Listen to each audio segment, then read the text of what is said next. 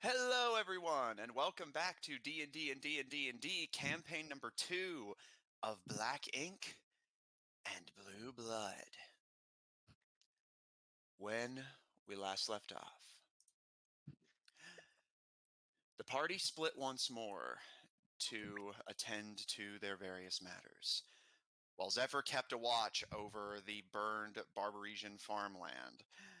The elves descended down into a Scar Concord laboratory they discovered beneath the Barbaris farmlands, and discovered that Kaloum has been in communication with the governor of Barbaris and is willing to induct him into the inner circle of the Concord if he continues to assist them with experimentation. Fighting their way through various soldiers and even a oathbreaker in the service of Dr. Knight, the party managed to get far enough into the facility to discover the research notes they had created, where they discovered that the purpose of the research here has been to do something unique with the Ichor that none of the other Concord members have attempted yet, trying to remove rather than take away special traits, or remove rather than add, I should say. Attempting to normalize the magical and fantastical into being ordinary and human. In theory, a non-violent solution to Barbaros's prejudice, rather than the extermination of magic, simply the replacement of it. Not on the party's watch. Meanwhile, regrouping with the rest of the Western Alliance army, the army made it clear that their priority is on the party's lives over anything else, as without the party, they stand no hope of victory against the Concord alone. So they encouraged Caleb to turn back and assist his allies in this pursuit, while the Western Alliance hunts down the escaped prisoners to get a little bit more information out of them before they are allowed to walk away with their lives. With that, as Zephyr continues to stand guard with his new companion, Caleb and Whatsis descend down into the darkness of the lab as Lucian continues to eat their way through the gathered research. And that is where we pick back up.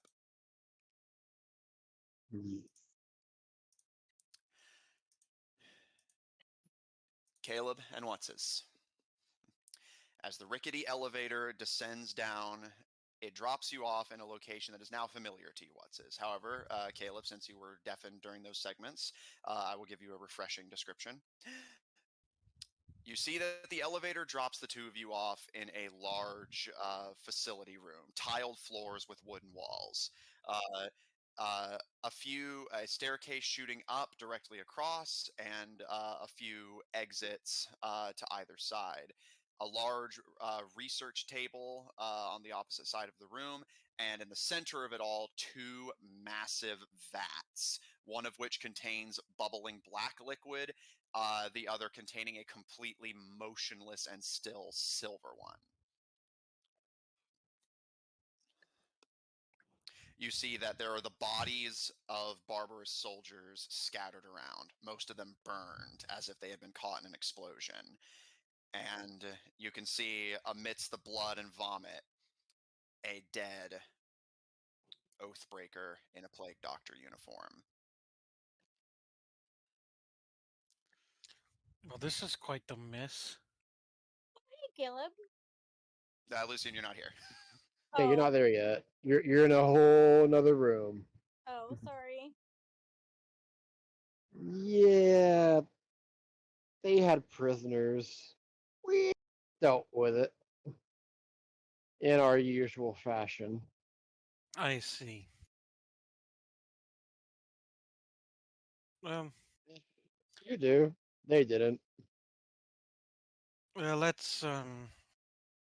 let's get everything we need from here quickly before they have a chance to send anyone else out here. Yeah, definitely this way. and I will lead him back to where I left the other elf. Easily done. Caleb Whatses escorts you to a plank bridge built over the silver vat and into a ventilation shaft that has been repurposed into a walkway seemingly recently. And taking you down the path more traveled, Lucian, as you're getting to the end of your investigation, you see What's return with Caleb astride. No, say hello, hey, Caleb. Hello, I hear you cleared this place out and are just gathering things. Well, I don't know if you saw it, but there's like a big vat full of that silver stuff that I've been hunting for the cure, and I was hoping that there was a way that we could get as much as possible, because if I can get some of that to Dr. Knight, I can get more cures for people.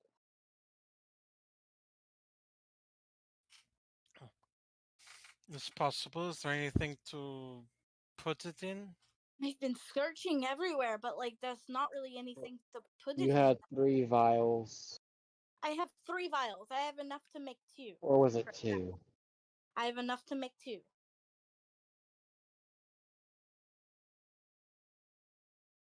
Well, I guess get what you can from this, and if Well, they do you have think some, that maybe there's some way that we can get somebody here to get like buckets? But the problem is we don't want people to get inside of the vat, because this is the soul ripping thing that we have talked to you about before. So we if, would need. if I was going to say, if they have a vat like this here, they're bound to have more of it in the city if we could take it. Or they may even take this vat into the city with however they transport it, reclaim it. just don't want to Assuming, miss this opportunity is all. well, we might not miss it. They'll probably bring it back into their city, and then we can claim it when we take the city and kill Barbaris. They may have a means of transportation within the city that we don't have access to. It is possible, yeah. Well, I've got enough Assuming we for can't now. find any way to move it ourselves. I've got enough for now. Are we planning to go back to Bedra at all? Probably after we're Not done. yet. Once we're I don't done with think. this place. Well, after this place, I thought we were heading towards the bowl. The ball's still got some time away. How far away is the ball from now, Matt? Yeah, given your keen mind, you would know. Uh, just a moment. I have my map. I just gotta pull it Yeah. up for reference. There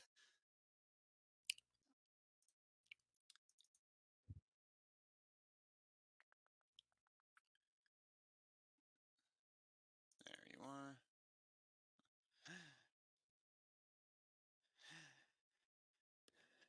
So you have about 2-ish weeks before the ball begins. The ball itself, however, will last for several days.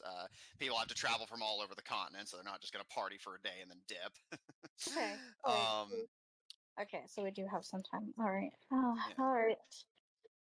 If anything, I can at least transport the us, through the plants. Yeah, so we can get there. We can get there pretty quickly. Okay. I have a question, Matthew. I have an answer. What's his? Could that liquid silver soul splitting stuff fit in a flask without breaking the flask? The problem is not, as Lucian has already demonstrated, the problem is not that you can't transport it. Yeah, you can put it in a vial, you can put it in a flask, you can put it in anything. It's just a liquid. The problem is that flesh is not an obstacle to it. So if you touch it, there is a very real risk of your soul being cut from its tethers to your body. You're basically working with an invisible tightrope. Any mistake in corking it can instantly kill you. No save, no turning back. Just as if you were never alive to begin with. It's like mercury. It'll kill you through your skin. Essentially, yeah, it's a good way to look at it. Or kill someone else.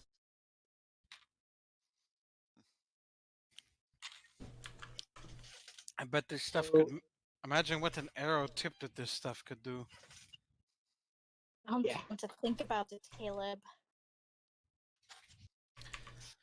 So This I stuff almost- literally rips your soul out of you. Considering how disadvantaged we are, I almost wish we could find a way to reel it back. It could be useful. I know. That's what I'm trying to say. But does we have it- no does it look way of- like, does this vat have like any wheels on it? Does it look like it can be moved? It definitely has no wheels on it, and this vat is massive. Doing a quick measure here. I guess I could fly all the way across it in one Yeah. turn. Yeah, so they must have put the vat in and then filled it up on site. Yeah, it is a 40 by 30, or sorry, 30 by 40, just big ass vat. And as you probably well know, liquids in and of themselves weigh a metric fuck ton. So yeah, no, like even Yeah, even what's his after he does some stretches ain't lifting that. It would probably take the entire Sun Dragon army to move that thing. I mean, we do have an army. But then, Lucian, I'm going to stop you right there. What's your plan for getting it out of this building? Big. Yeah, this is definitely something that was assembled on site. It wasn't like transported like that. I kind of figured that anyway. I guess We I'll don't just really be have a happy way with- of transporting No, it, unfortunately. Did you get that bag of holding Wes's? Yes, here What it are you is. going- What are you going to try to fill a bag of holding with the stuff? Be No, the, ridiculous. the I'm just getting all it's the for the notes. books. Oh, Alright.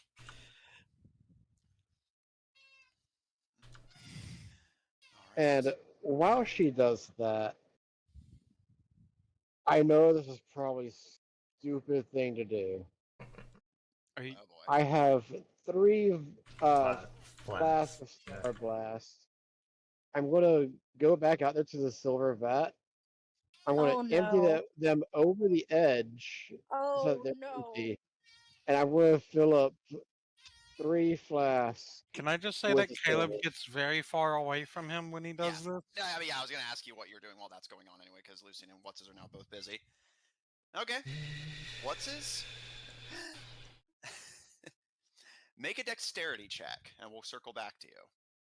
Also, okay, I was gonna say, do you really think that is wise?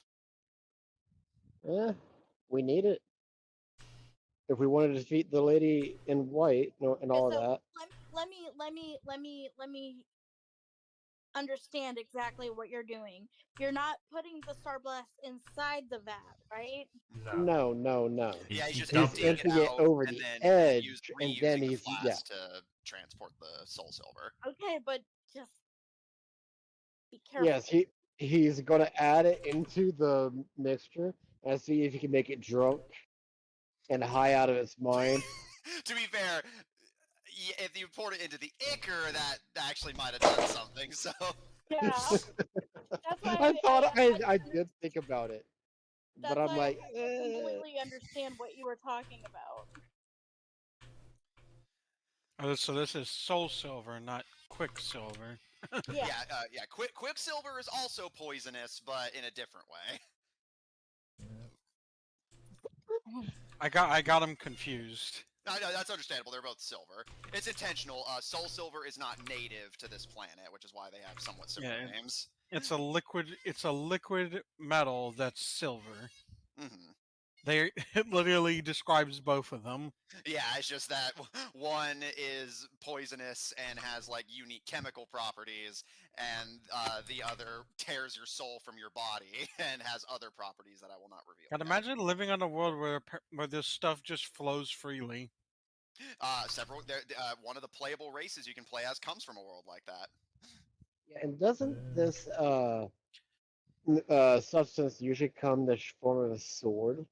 Yes. If I remember, you said that this is all made from swords, and swords melted down into a liquid. Well, what's his point of inspiration for remembering that detail? But yeah, since you remembered it partially, I'll fill in the gaps, at least from what has already been established. Other way around. It is a naturally occurring liquid from another planet. The people of that planet forge this liquid into swords, bring it here in their pilgrimages, and if they die, the sword is often left behind. And However, the sword is a carefully guarded secret, and there are legends of anyone who uses the technology for themselves being ruthlessly hunted by galactic assassins determined to reclaim their technology.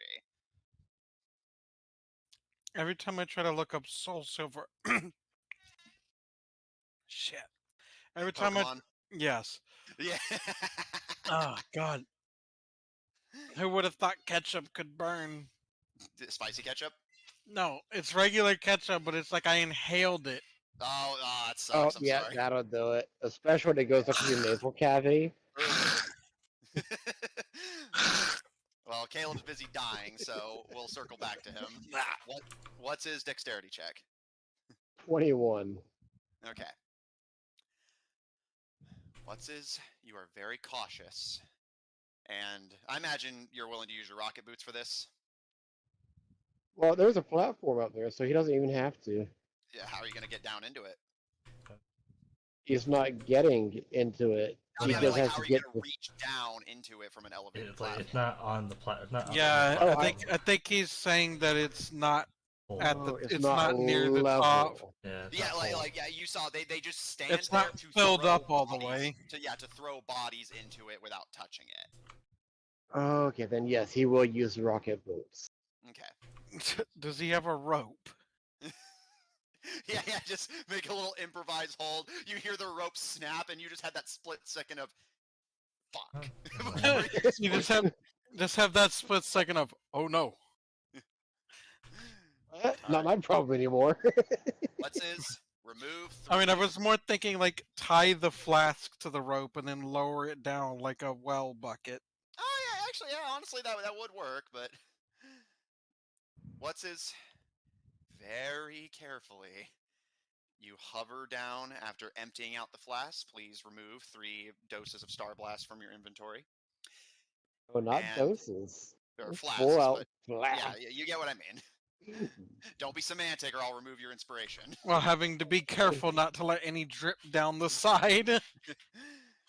And carefully hovering down over the placid liquid, you slide the flask through the surface. Similar to what Lucian had observed, it's unnerving, the sense you get of, like, the liquid only being disturbed by something in its immediate presence, but then the moment your flask is taken out of the water just goes completely still again, as if nothing had disturbed it at all. It doesn't ripple like normal water does. It just reacts to what's immediately in it, and then just goes back to being perfectly still the moment you take something back out. God, just imagine if someone like put this on like an airburst round and just made it spread into droplets over an entire area. Oh yeah, no, yeah, this stuff's nasty. It would just wipe out an entire There's a population. reason that the creatures that weaponize this stuff, it is a fucking state secret that they will 100% assassinate you for attempting to spread. Yeah. It is unique to one culture, and they want to keep it that way. But yeah, here's an entire vat of it.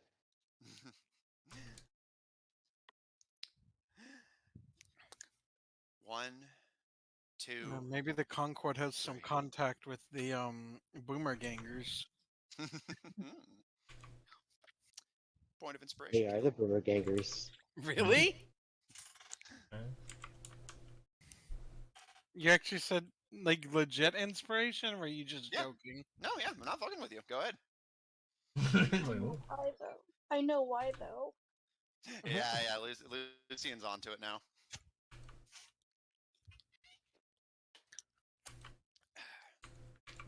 I have so many No, I've been questions onto now. it for a while. I'm just being quiet today.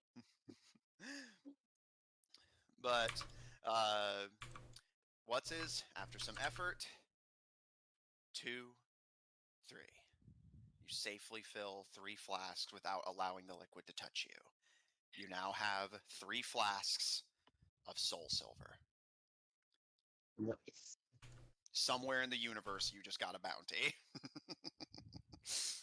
Yeah, nothing Or new. they have a microchip in all the soul silver to let them know when anybody has it. Now, interesting thought. Interesting I response. want to pull out my stick of encouragement, and I want to dip it into the soul silver and see if it sticks to it like a coating. Well, as I mentioned, the water only reacts to things that are immediately touching it, and then goes still the moment that something is taken back out. When you pull your bat back out of the liquid, it's as if it was never dipped to begin with. It's not even wet. Probably for the best. Probably for the Yeah. best, yeah. Yeah, it was worth a try. Mm. Yeah, it was curious. It wasn't going to hurt anything. It was you were 100% gonna like, dude. It won that one, and you accidentally club your own soul out of your body. Or, I mean, it's still technically a liquid. If you flung it too hard, you just like flung it on either yourself or one of us, and suddenly, oh hey, their Whole new soul, character. yeah, their soul somewhere else. Like, I really think the card, Gotta do a fucking like mini. run to. Gotta do a fucking run to like the fucking spirit world to get the Yes, person actually. back. Yes, actually. Yeah. Yeah, those who are really familiar with thing Dungeons I and Dragons worship- know what this liquid is and what it does. It's a good thing I worship a god of death. Yeah, it's like freaking Lucian's gonna have to learn like spatial magic to teleport us to the He's already dimension. halfway there. You don't even know what I've got. You have to like go into the spirit realm to drag what's this spirit out. Yeah, he has his fucking stupid ass soul back into his You'd have to body. convince So her- what you'd did have to we convince learn? her What's his? first. Well, You'd have to convince her first. But it does raise an interesting question. Like, if you like take a soul out of the spirit world, like, do they have to go? Do they have to go back into the original body, or did they just like somehow get like a new body because magic shit? depends on the kind of magic you use. Yeah, Yeah, it does. there's ways to take people's bodies. I could take. Because the like body otherwise, what do and you? perform Because some like necromancy, otherwise, we'll have to like somehow preserve his body until we could go get his soul. which I can absolutely do. Yeah, that's By the way, a low level magic. All right. Caleb, while Lucian gathers the research and gathers the silver, what will you be doing? I guess he'll just help. He'll just help Lucian specifically because he's not going anywhere near that soul silver shit. All He's right. gonna help Lucian gather stuff up so they can get out of here quicker and hopefully all not get caught. paperwork, files, Did anything. Caleb bring any thieves with him? Not that you said. Why? Okay, I couldn't remember if he did or didn't, and if he did, I was gonna say he was gonna order them to help gather things, but Well, yeah. So yeah, either way, the result would have been the same. But yeah, I don't recall you bringing any. I thought you sent them to deliver the big. Yeah, basically they're Crane. getting the cannon back to camp while the queens grab the prisoners. yeah, I think so, something All like that. All right. Lucian, Caleb, you stuff everything that looks important and several things that don't into Zephyr's bag of holding. She was just like, Caleb. She's just like, I can go through this later. I went through most of it while I was waiting for you. So just like grab everything. And Caleb, you can see as you're helping Lucian store stuff that as Lucian and What's had seen, yeah, from the tinder and torches, they were getting ready to burn all of this before you found it. But it seems, judging from the dead bodies, that they were stopped in time. They were unsuccessful. Yeah. Well, Caleb is like gathering all the books. Cause are there any like secrets hidden behind the books, or any of them seem like they might have something hidden in them? Roll investigation. Passage. investigation. Secret I door. really- Secret door. I really need to get a proficiency in that. You get proficiency in every skill. Yeah, just become proficient in every skill. It's possible. I mean, play a Yeah. bard. Well, Play a bard. you get half proficiency. I don't know if I would count that technically, but Well, yeah, it's still a bonus. I get. Well, Well- no, yeah, but he has the whole trait. Well, Oh, right, yeah, reliable talent, true, yeah. Well, proficiency or not, dirty 20. Oh, nice. Okay. Hold on, gotta do something very important. Saw Yeah, that we- coming. I like it, sue me. Anyway, Hey, I just took What- the other ones. So. what's his? Will you just be heading back to Lucian and Caleb after you finish the Soul Silver, or do you have something else you wish to do? Yeah, once he finishes getting the Soul Silver, he will head back to help them out with getting the books and everything. Okay. Lucian, you focus on clearing the left side of the room while Caleb hits the right. And as the two of you are essentially going counterclockwise, so now Lucian's hitting the bottom and Caleb's hitting the top. About at this point you come in. Caleb and Lucian, you see has the flasks on his belt and appears to still have his soul attached, so he can at least put bottle in water without touching water. Oh. Did you manage to get some more? Yeah, I did. Sweet. And Might want to Lucian- warn everybody that if they touch that, they will super die.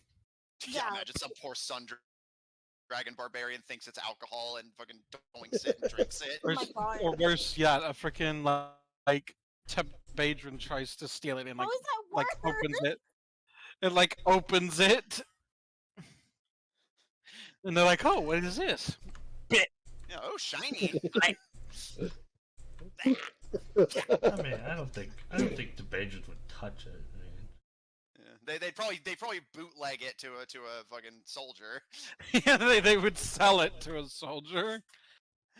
All right, Lucian, Like you rarest gather- rare alcohol right here. 10 gold. Basically, just tell them that if they touch it, they will super die. yeah, suit 100% extra die. Not diet die, like full like die zero. It's like just put a freaking like sticky note on there. Do not touch, idiots. You will super die. Die nitro.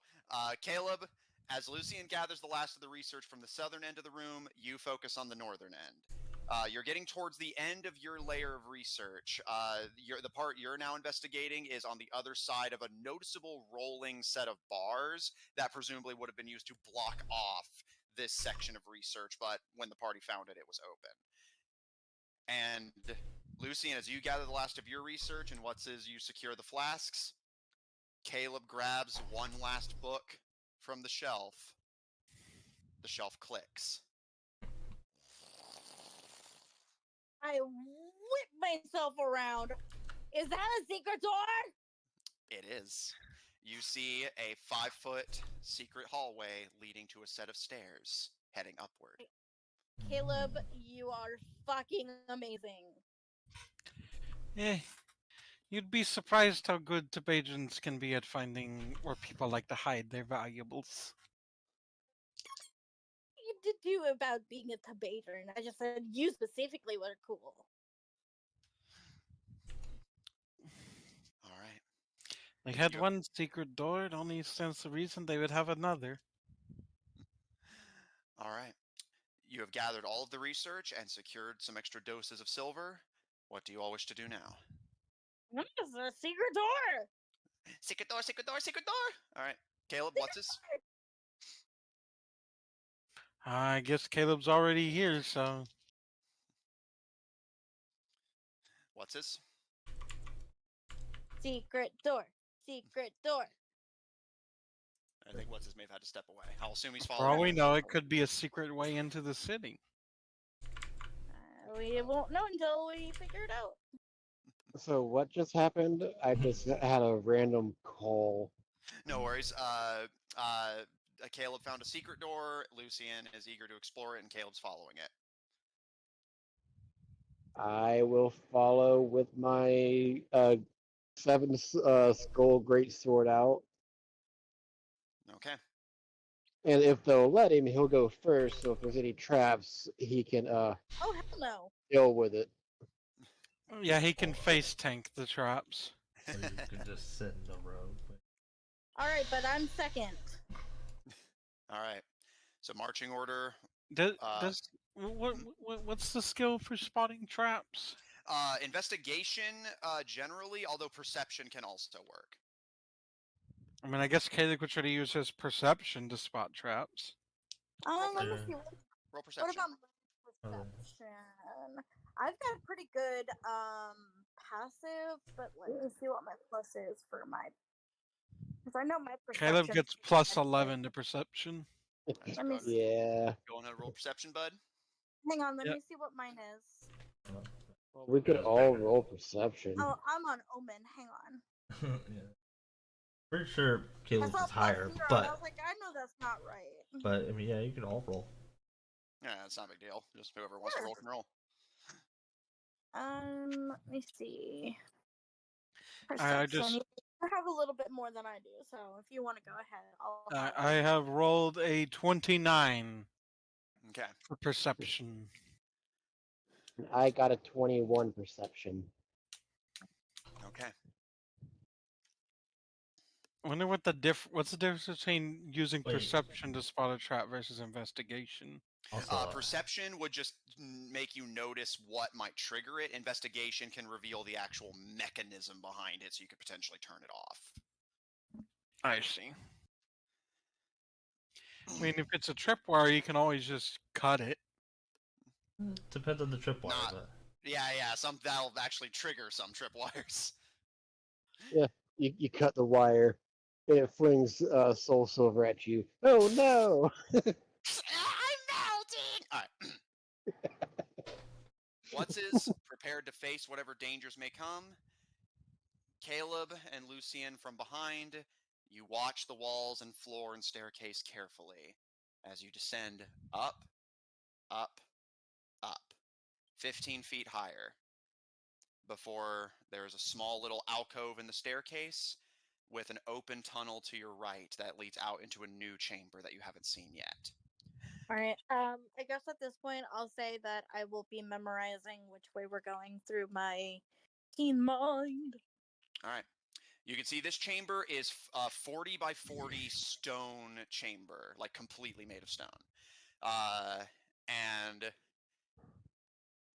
you see that on your left side of the room, there are 4 metallic, almost stall structures, like almost giving off the impression of like a public bathroom. However, drawn across those stalls are metal bars, similar to the ones you had seen in the previous research center. And behind those bars, you can see 2 prisoners in each cell, all of them still alive. Oh my god.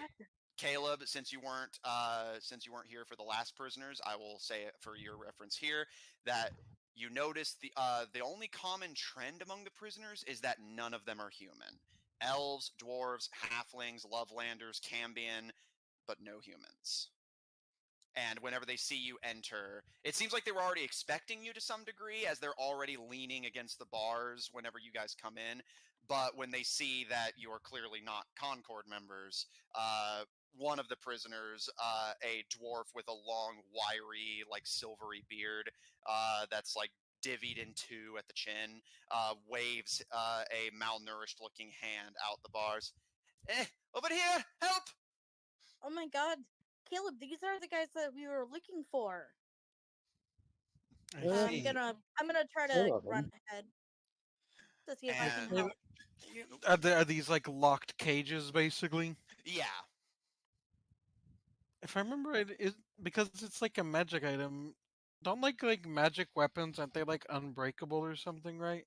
Yeah, while some do have limited durability, but generally yes, unless stated otherwise, most enchanted weapons are more Okay. durable than Since a I don't one. think we have a key nor a means of I don't think any of us have lock picks on us. That's kind of Zephyr's thing.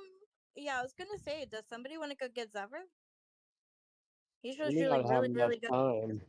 time. I was just gonna say that Caleb, are the if these are like prison bars and they probably have like a locking mechanism that has like bars that go across, right? Yes. So you could try to cut those bars to open it. So Yes. I was just gonna have Caleb try to cut the bars with a sort of subtlety. Roll to hit, and we'll get back to you. And can I look to see if there's a mechanism to open the bars? You may. However, I will reveal a bit of additional information as well. You see that in addition to the prisoners on the opposite side of the chamber, you see that there are 2 more vats. However, these ones are much smaller than the previous vats you saw. Only 10 by 15 and 10 feet high.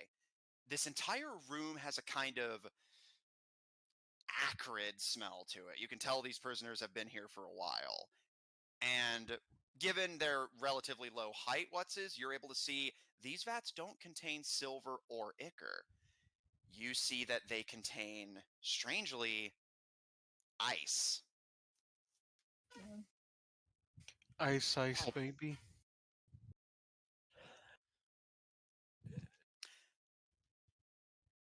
Are there Caleb, any notes here as well? Oh yeah. I was rolling attack. I completely forgot to do that. no worries. Okay, that's going to And be 19 plus 13, which is 32. 32. okay, that is a hit. Roll for damage. And taking a look around. Not I assume that I you're don't able get. to see. I assume I don't get sneak attack on metal bars. No, it is an object. Oh, nice. It's going to be 6 plus 8, which is 14, 14. right? Perfect. Lucian, as you're mulling over what to do, Caleb just kind of lines up the strike, pulls back his sword, and smashes the locking mechanism with the sword. And you can simply pull the door open and set the prisoners free. Caleb, Is it just like to avoid, each one has its own door? yeah, but I won't make you roll for each one. You've proven you can do it. So you cut each set of locks and allow the prisoners their freedom. As the dwarf steps out, he clasps your hands, Caleb, and shakes them vigorously. Thank you, my lad. Thank you. If y'all, if y'all want, you can come with us. We have a camp that has some supplies we might be able to spare. He looks to the other prisoners who just kind of nod, like, yeah. And he turns back to you. Yes, if you wouldn't mind. We don't have much, only about 10 silver between us, but I don't think that it would be right for us to take your money. Yeah. Where are you? Are you from the area? yes, we're farmers from the surface. We thought if we just kept our heads down, we would be left well enough alone. But about a month or two ago, soldiers started to come through the area, said that we had to return to the city. But instead of bringing us to the city, they brought us down here. So what have they been doing with these? Preservation. They're making monsters. I don't know what they Knew it. are. But whatever they make, they put them in water in those vats, freeze them, and then take them out down the hall there. And he points to another set of double metal doors on the opposite side of the room. They take them through there, and they never come back. I see. I'm gonna go towards those doors. Now, All right. Matthew, would this ice substance have to be liquid nitrogen? Roll nature. Well, it wouldn't be very liquid now, would it?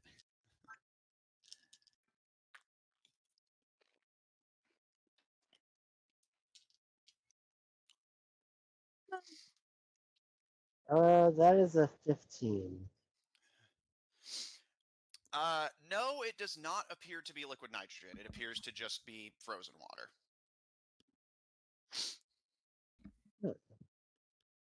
Interesting. So, should we go check out that area too, you guys, or what are Already y'all like half thinking? there by now. Yeah, we It- probably should, I guess. Be careful.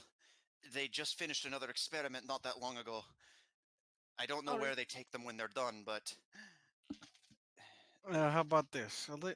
Caleb will point to those. I'll let you two go first, and I'll stay here with the freed prisoners just in case something comes out of there.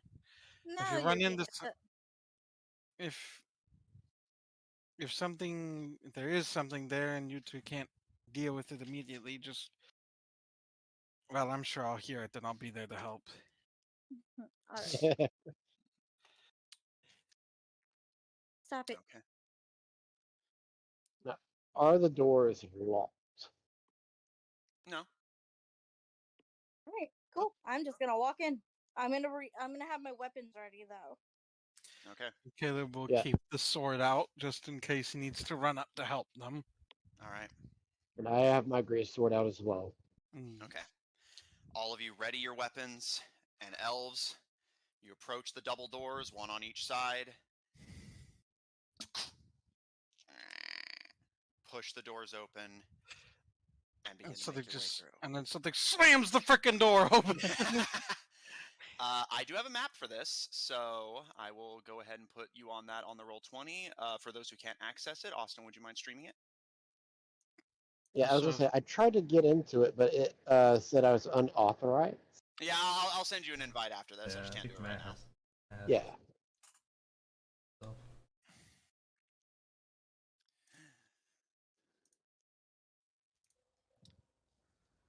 Let me make sure that's the right position for the door. I believe it is, just making sure.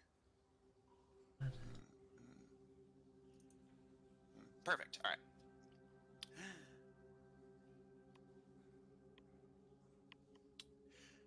When you make your way through, you see that on the other side of the door is a massive chamber, 95 by 70. You see that this room is so large that it actually has to be supported by these massive columns of metal that are in each corner of the room and keeping it from collapsing in on itself. You imagine the roof of this room likely scrapes the bottom of the cellar that you found this place from. You can see there are spatters of red and black everywhere, especially around two specific areas. One area, you can see, Lucian, a familiar, what you would easily recognize as an operating table. A set of silver surgical tools to one side, and the operating table is covered in just chunks of black and red. Mm-hmm. And on the opposite side of the room, you see a metal slope that runs up to a 20 by 15 elevated platform, upon which there is even more spatters of red and black. And you notice a chalk circle colored into the tile there.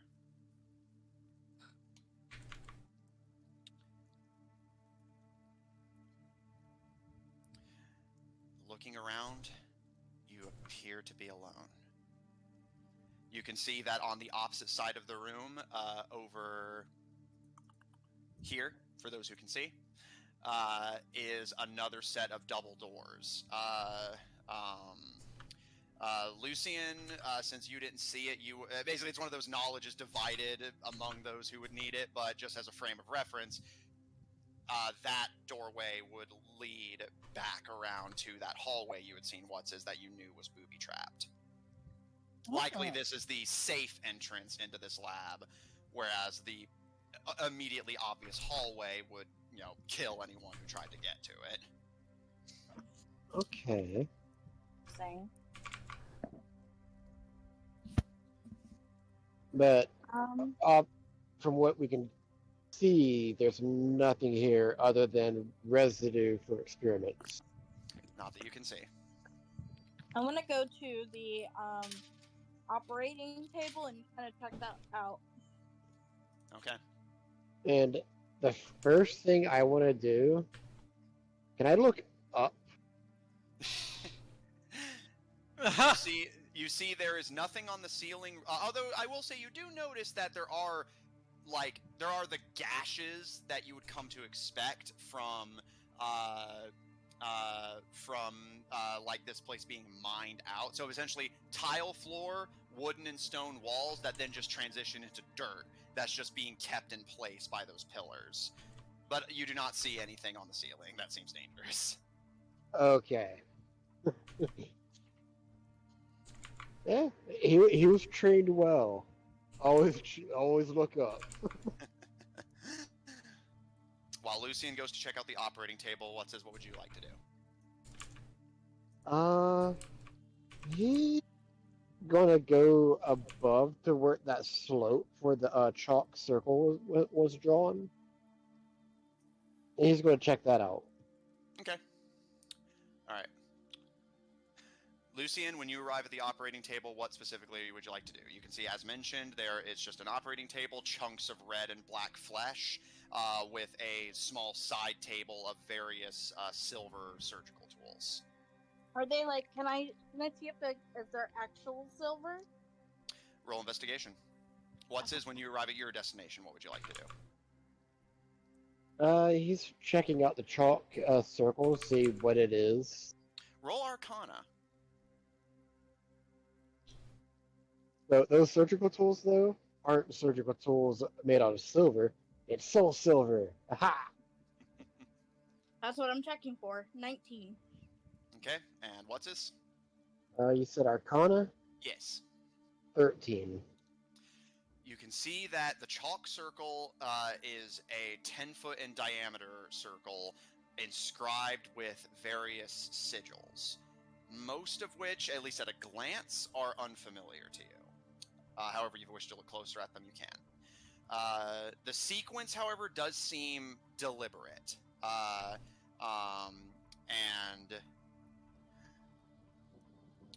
I will say, with a roll like that, you would recognize that while the sigils are unfamiliar, you do recognize the intent. This is a teleportation circle. Mm-hmm. Oh, is this that one girl, the Queen Bandit? Is this her teleportation circle? Roll history with advantage.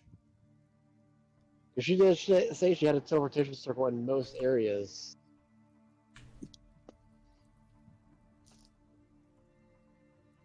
Man, thank God for that advantage. That's gonna be 18. Okay. Indeed. One of the sigils, as mentioned, some of them aren't unfamiliar to you, you just need to take a closer look. You do recognize one of the sigils. An outstretched raven wing with a circle of gears in the center and a crosshair in the center of that circle. The sigil of the Northern Bandits. Oh boy, that's not good. That is What's not not good at good? all. What's not good? Did you find something? It's a teleportation circle. That could be Remember good. that? No, not because of who it is. Yeah, remember the girl bandit? The one that was really fancy with the teleportation circle technique. Yes. Was Yeah. Caleb ever told about that? Yeah. I think I remember you mentioning it. Is it their circle? It is. Okay, so who? Let's not take Aggie down here because that would not be good. Do I see anybody who would be a northern bandit from the prisoners? No. At least not at a glance, but you can ask them. Okay. I'll go over to them and I'll ask them about it. Because Wait, before I do that, whatever my roll. Lucian, as you mull over your options, you quickly look back at the tools. It's hard to tell at a glance since you're not exactly an expert, but given the presence of both red and black, it definitely would stand to reason that these are forged of soul silver. All right, I'm gonna keep them. I'll put them in my bag. Okay. Lucian, as soon as you grab a scalpel and start putting it in a bag, all three of you hear from right next to Lucian.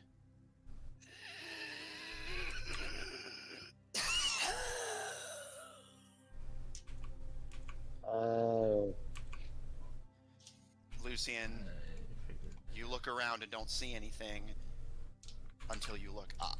Not to the roof, but just upwards, the same way you would have to look at what's is. You see looming over your head are two slight fleckles of light, the eyes of an unseen Ichor beast. It's alright. It's alright. Can you come down here? I'm sure I can explain to you what's going on. It's okay. I'm a friend. It vomits Ichor, just narrowly missing you as more of it spatters onto the operating table. And as it does so, its form flickers just enough for all of you to see what you're actually looking at. You see a massive... To call it humanoid is not necessarily fitting. You see an Ichor beast that seems strangely formless. Almost more like an ooze than like a proper shape. Even the unstable Ichor beasts you've seen usually take on an identifiable form, even if it's weird and Eldritchian. This one doesn't seem to have an actual form at all. It's just this boil of Ichor that swirls around, and only the eyes give an obvious indication that there's even anything thinking inside of it. However, all three of you are able to see that from where you estimate its head would be are two jagged spikes, where presumably horns of some shape would have been at some point. And Lucian, as it hisses at you, you can see a head almost begin to take shape, but it looks like the jaw should go on longer, like to form a complete skull, but you can see it hacks off, like, unnaturally to form this almost bug-like face. This is definitely an unstable one. I'm just gonna kind of crouch down so I don't seem like, threatening. I'll just be like, it's alright. I'm a friend. I can help you. I know it's very confusing right now, but it's okay. I promise. Just let me see. It lunges out at you. Does a 15 hit? Actually, I have to check. Yeah. It slashes your hand, and you take... Make sure I have the right dice here. Just put it in chat. I gotta run to the bathroom real quick. I'm about to throw up. Go ahead. And while it is happening, just What's and Caleb, you're both seeing this all play out. Yeah, as soon as I see an attacker, the gloves are off, it's going down. Are you sure?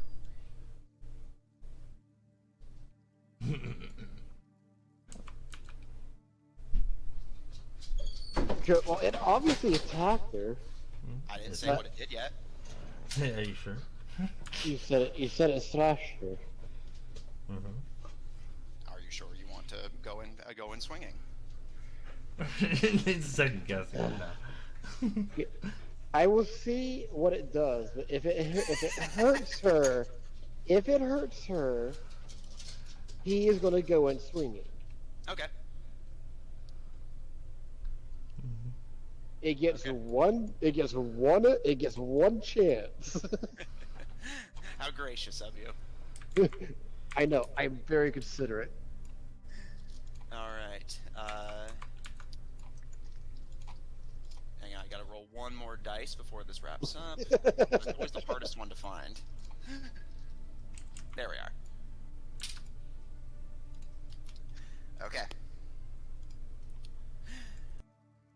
The creature lunges out at Lucian and slashes her hand. And Lucian gives a yelp, and you watch as the scalpel skitters from her hand and clatters onto the tile ground. Lucian takes 22 slashing damage, and you watch as Lucian visibly gets a little skinnier.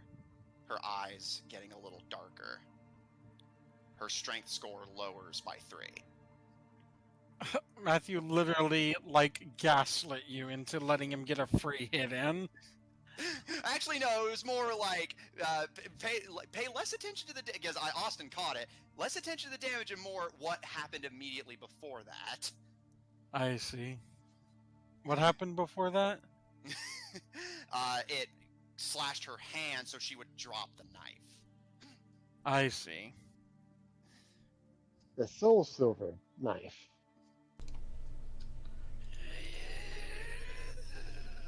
I don't think it likes the knife.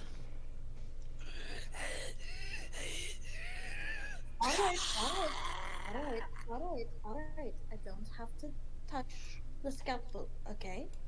Just calm down. It's alright. It's alright. I'm not here to hurt you. I'm just gonna take a once over. Can I assess how bad how bad unstable it is? Roll medicine. Okay. I was gonna say is it's got no form. Pretty unstable. I mean, even like the most unstable always have.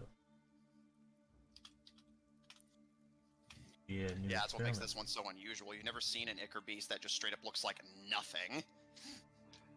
Yeah, this could be a new experiment. That's 17 plus 13. 26? 27? Somewhere in that ballpark. Lucian, looking over it, it's hard to say. As mentioned, this is a completely new breed of Ichor beast. However, I will say with your medicine check, you notice, as mentioned, the cut-off jaw, the jagged spikes where you would expect complete horns. And you recall one of the prisoners mentioning a minotaur was dragged off to the experiments like an hour before you got here. This is likely the result.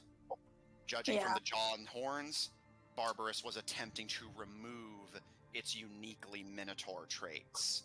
It's hard to say what counts as stable. Most Ichor beasts are designed to be a combination of two perfect beings.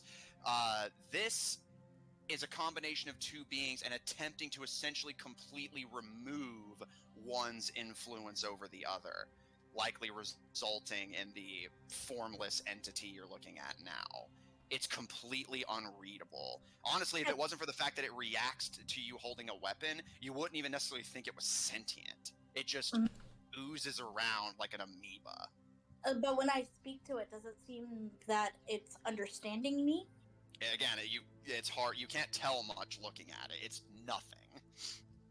My next question is, does it seem to be in any pain? Excruciating. We have to kill it. Okay, I got an idea. So much pain. I'm gonna reach out. I got a plan. I don't want to touch it, but I want to, before he does anything, I would like to do something, if that's okay. Yeah, what do you wish to do? What's has to run to get over there anyway? I have to see if I have to touch it. Okay, so I don't have to touch it. I'm just gonna be like, I'm gonna look in its pained eyes. I'm just gonna say, don't worry. It will be over soon. And I would like to channel divinity, path to the grave, So this creature is now cursed. And has vulnerability to all attacks. No, to all of the attacks. Path to the grave. Uh, well, he was asking, is it on the next attack? Which, yes. Yeah. Uh, And I'll say, okay, Wesses, he's ready for you. Not being sly. shh. She's just like, shh, it will be all over in just one moment. Assuming it does enough damage with that bonus. Oh no, it might. With my idea. As Lucian says a prayer to the goddess of death, the creature's formless body drips over the operating table, encapsulating everything and smashing the collection of soul silver tools beneath its form. What do you wish to do? Wait, the Ichor Beast can touch soul silver? Remember, it needs to hit your soul to sever it. Who fucking knows where a soul is in the Ichor Beast? Where's the soul in a regular person? Roll Arcana. Didn't you say it's in the blood? Yeah, if you remember exactly what the alchemist and Dr. Knight said. That it's got to go through the heart before it gets back to the heart. Because if it gets back to the heart, it'll kill you instantly. Game over. Do not pass go. Yes. So it's in the heart? You okay? That would stand to reason. I drop. So I was going to try to splash it with soul silver, but that probably won't work now that I'm thinking about it. So I'm going to just, like, fly at it and just great sword straight down. Roll to hit.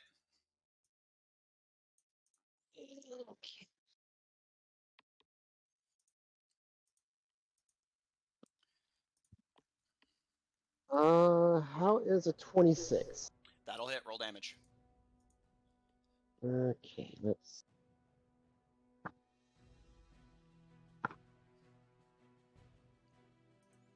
So that is 11. No. 4, 9. That's 6. That's 15 slashing damage. And 6 cold damage on the first attack. Okay, and let me double check something real quick. Okay. Alright. Because of the curse, vulnerability applies, so double damage. I will account that in what you did. Now if you crit, would that be quad damage? Yes. You charge at the Ichor Beast, leaping into the air with your rocket boots and cleave your dragon skull sword downwards and bisect the Ichor Beast. Its form glorps in half before squishing back together.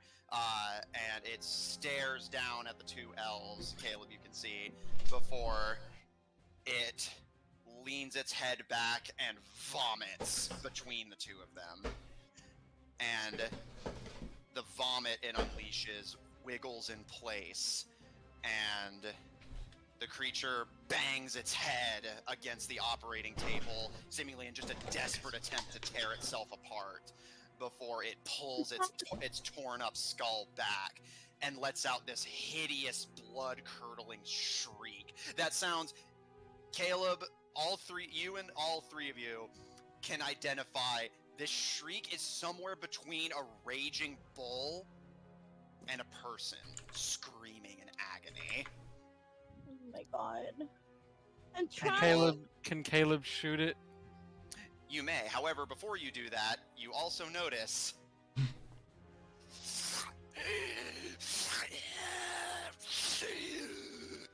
three more Ichor Beasts begin to take form out of the various splatters around the room. Oh my god. Caleb's like, okay, time to get out of here. We have to kill them, Caleb. They can't get loose. Where's Aggie? Well, we can't deal with that if we're dead. Well, we can't do anything if these guys kill people and spread the disease, Caleb. We cannot let these guys go. We can't. I don't think we can fight them 1-on-1 either. Oh, we have a whole army, don't we? Where's the paladin? None of them are here. I don't think any of them are here. No, they're all up on the surface. And I just kind of like back up. I can't leave these guys here.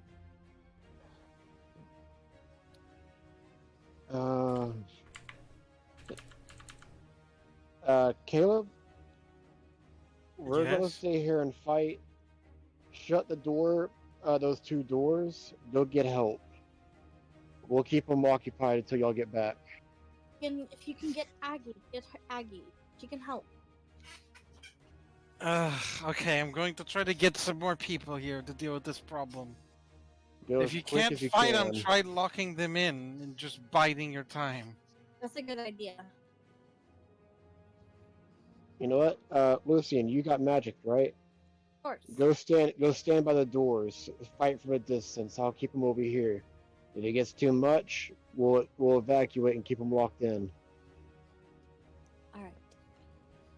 Caleb will just gather the prisoners like, okay, going to have to make a hasty exit. All right, Caleb, you make a run for it. Now Everyone Caleb's else? getting the prisoners to get a running too. Mm-hmm. Yeah, I'll help. As- Yeah, he's gathering the prisoners like, okay, everyone, let's go. Time to get out of here. I'll say since Lucian needs to go by the door, that she'll help herd the rest of the prisoners and help them get to Caleb. All right, opportunity attack. Does 16 hit? Yeah.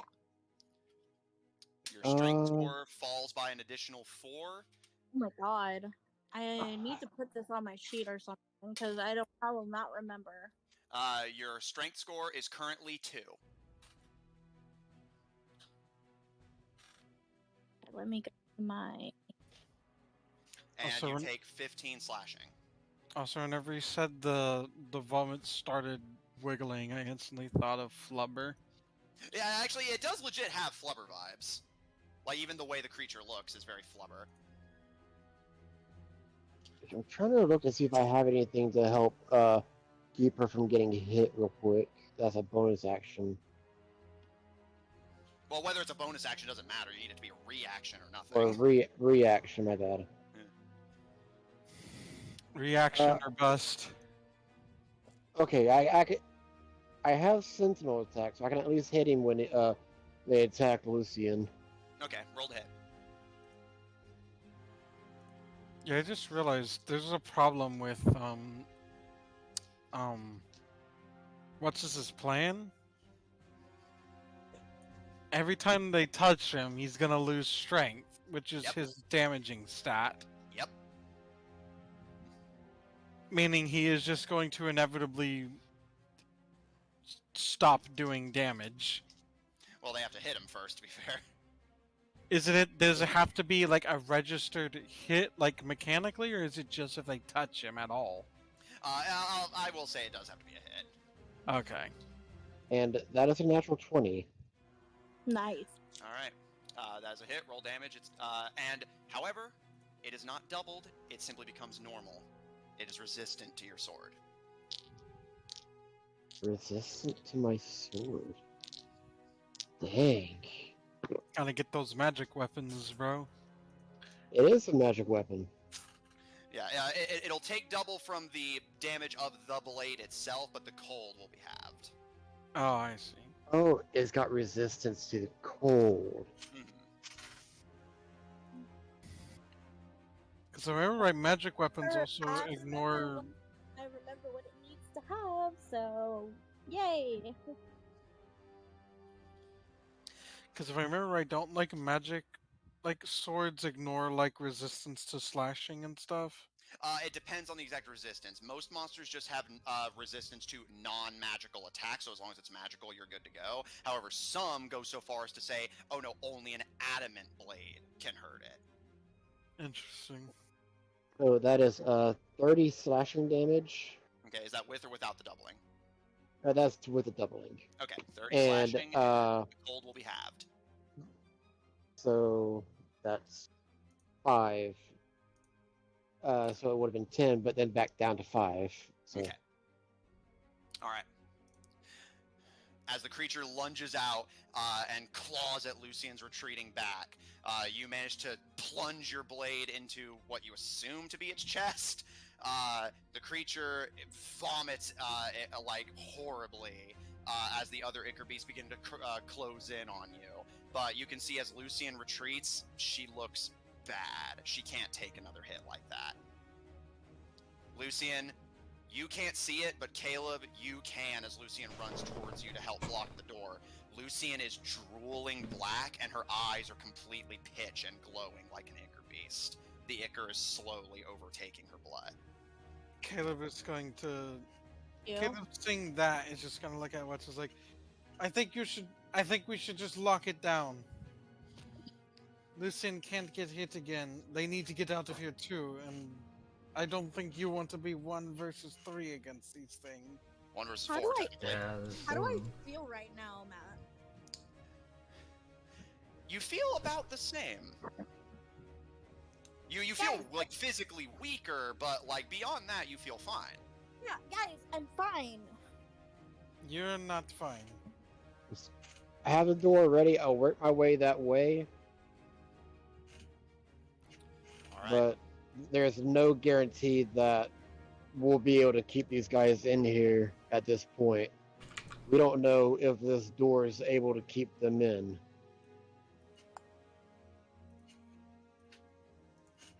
We can close both the secret entrance doors on our way out. It'll at least buy us some time. Maybe we could still burn this place.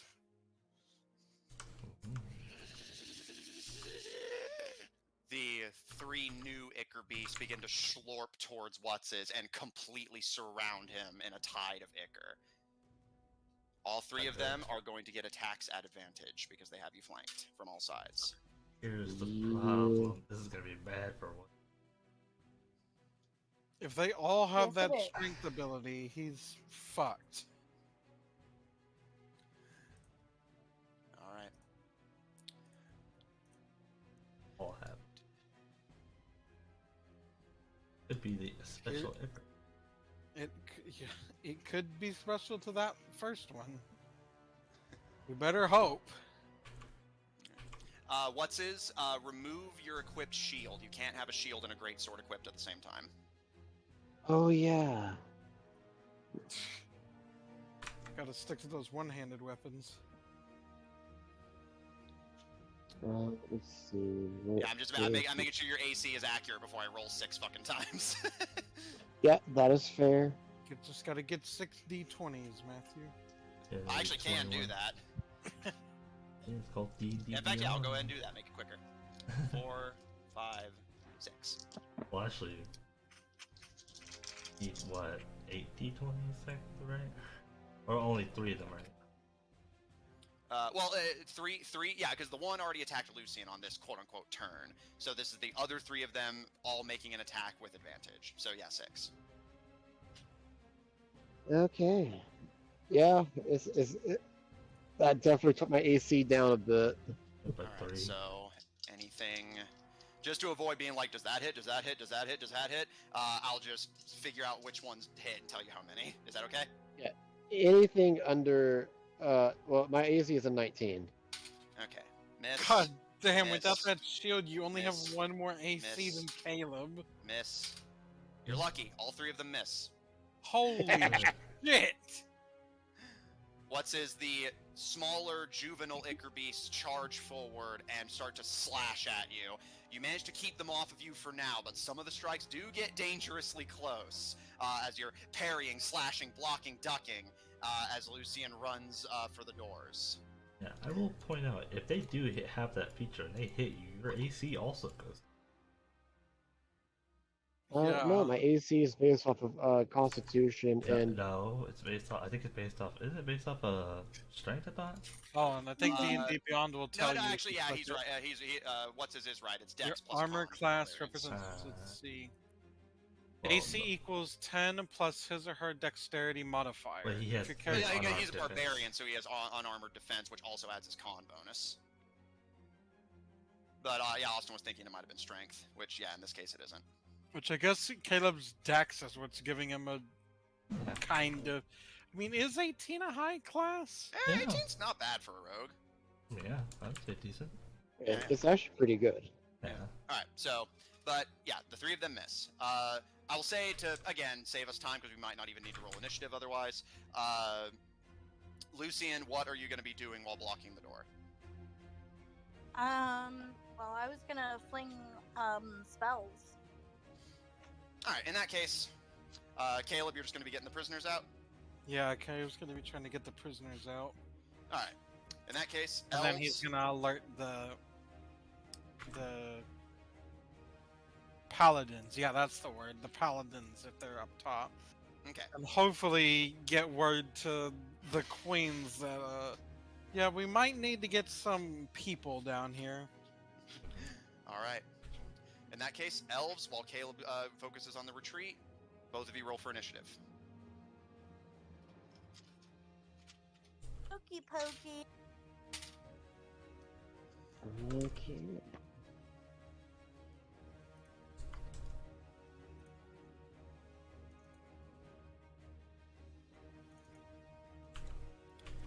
Okay. That for you, and that for you. Okay. Lucian? Let me see. Yeah, All right, what's his? nice. 21. Okay. Okay. Oh, okay. 21. Okay, so what's his, Lucian? You go at the same time, then the Icarbeast, then the larger one. He was hoping they're weak as shit and that these two builds would just destroy them. Let's find out. An idea. So. Their attacks. I mean, of course, this is out of character, but their attacks seem like they're very low. All right. What's Other his, than Lucian? You're both up. You can go in any order you strength. wish. You want to go first? Sure.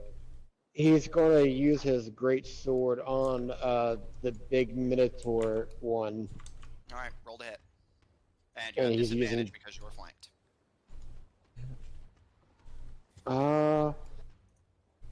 Actually, it'll be regular because he's gonna use reckless attack. Okay, so they will gain advantage on you, Well, which doesn't actually, matter because they already have it. So, Yeah, Exactly. so yes, roll to hit flat. Okay. It's a really good time to use something like that. Yeah. It's like, oh, they already got advantage, so. 29. That's a hit. Roll damage. Same as before. Cold damage will be halved. Regular damage will be, well, regular.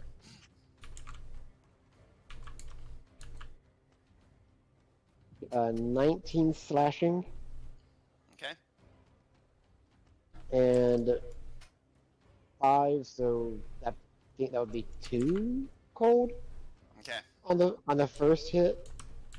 All right. What's his? You charge in, ignoring any attempt to claw at you, placing yourself on the line to deliver a powerful blow as you rake your great sword down the creature's chest. It lets out a gurgling, but you notice its form doesn't start to stick back together, only loose tethers keeping it together before... Thank you. And the creature melts over the operating table. Its form flickering as you see all Icarbeast corpses do, as the souls struggle to unbind in the astral plane. I will reply, "You're welcome," and he'll turn to the one on his right and use his second attack on it. Alright, roll to hit flat.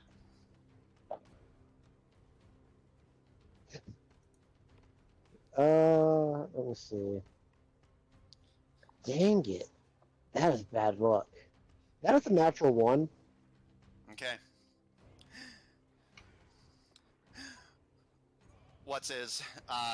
As you swing your greatsword, the creature watches it come, seeming almost curious, before your sword just gets stuck in the goop, and with a tug, it yanks the blade out of your hand and starts to absorb it into itself, seeming like it's almost studying it curiously. Wait, I want that back. It's mine. Mine. You taught it a word. How could you? You are disarmed, What's-is. Anything else you would like to do on your turn? Since he is quote unquote disarmed, I am going to pull out my vicious glaive. Alright. What's-is, you swap over to your glaive and ready for another go. Lucian, you're up. Alright, let me look at the map here. I want a flock of ichor eagles. Just be like mine. Mine. Mine. Oh my goodness, I know what it's made with. It's part seagull. No, I promised you that. Oh, that's mine instinct is from the human. I promise you that's the human half. Oh, it's got a human half. Oh, Well, yeah, all okay. Barbaris. You assume all Barbaris Ichor beasts have a human half. That the whole point. I Lucian see. found out the whole point of these experiments was trying to remove magical traits from an Ichor beast so that you could turn an elf into a human. Yeah, I see. yeah. It's called half elf. Just do that, But half elves are still magical. and just keep making kids, and eventually the human elf will have superiority. That is true, but Barbaris doesn't have that kind of patience. Yeah, he's not here waiting generations. I mean, he's already started, you know. Yeah, but in theory, this works instantly. Raises the question of, like, how diluted does it to be before? Okay, so I'm going. You didn't hear what I said, did you? Oh no, yeah, just Kinda. cut off. Well, real quick, Lucian, what are you doing? And then while you're rolling, I'll ask for you, Caleb. Oh, I was just gonna say I was gonna fling a bolt at one of the Ichor beasts. I'll do the one on the far left. All right, roll to hit. And Caleb, what did you say? It just cut off. I was just saying, like, I was just asking out of character, like, I wonder how diluted it has to be before they stop being magical. Well, Barbaris intended to find out. It seems this was the closest he got. Define close as we look at this blob of a creature. Well, that's what Lucian was discussed with everybody on the way in, but I haven't gotten to it yet.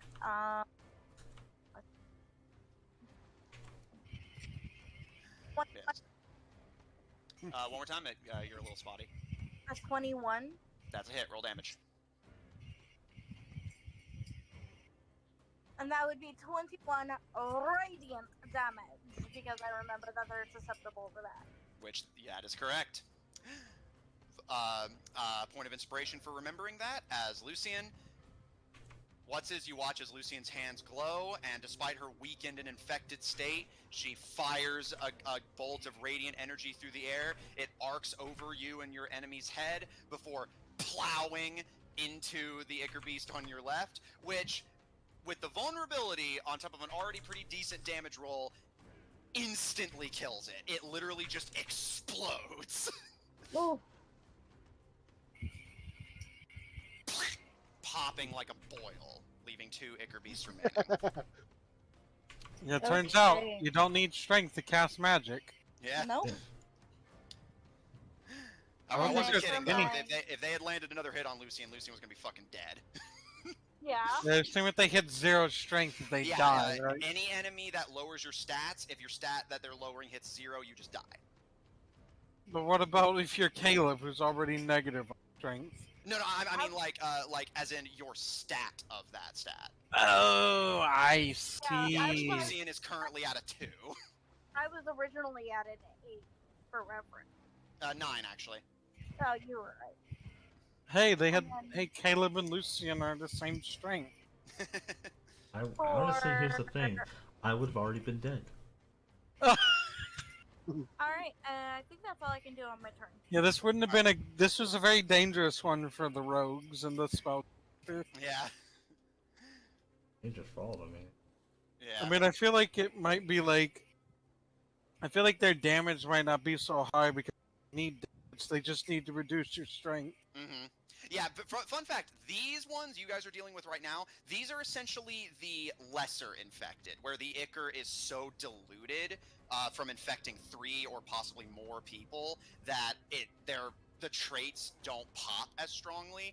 These were mostly the creatures that were laying waste to Mercurial. This is why the Ichor is so dangerous. Because, yeah, as you observed, Caleb, a combination of 2 people like you guys is really powerful. A stable combination of 3 or 4 people can be even more powerful. But with a combination of 3 people that aren't compatible, you don't need them to be stable, because if they kill anyone, that person turns. That person kills anyone, that person turns. And it just goes and goes and goes. Yeah. The 3 is powerful. What do you think? How powerful is Yeah, red? we do. We do know that. How powerful is red? How powerful what? Is red. It's a good question. You've never seen him in a fight. Lucian. He's never been around for a fight. Oh yeah, he's got Zephyr blood in him. True. What's his? The Do you one like behind doing those you. voices, Matthew? What's up? I think you enjoy doing those sounds, don't you? I really do. What's his? They lose their advantage because they are no longer flanking you. The one behind you is gonna roll. They still have advantage where they use reckless attack. Oh yeah. Oh yeah, true, that's and- right. Yeah, that's true. Yeah. If you don't have one already, point of inspiration. Damn, this should be allowed to like store these things up. Again, I keep telling you guys, just use it when you have it. You never know when you're gonna get it again. I know. Which, what's his, again, definitely point of inspiration, because you just turned a 6 into a nat 20. Nice. Come on, he gets two rounds of not inspiration. nice, because Two rounds. that's against He me. gets two. He gets How close He is does he not. to double. me? Wait, how close is he to me? He is 50 feet from you. Let me double check and see if I mean, I. it's still hit no matter what, but yeah. No, I have a thing. I know it would hit. You remove the natural 20, or it won't do double damage. And it has to be within 30 feet. Yeah, so he's too far. Yeah, he's too. So he's gonna take double the Does that mean he takes double the strength damage? That is actually a good question. I need to check. Well, how's that feature work?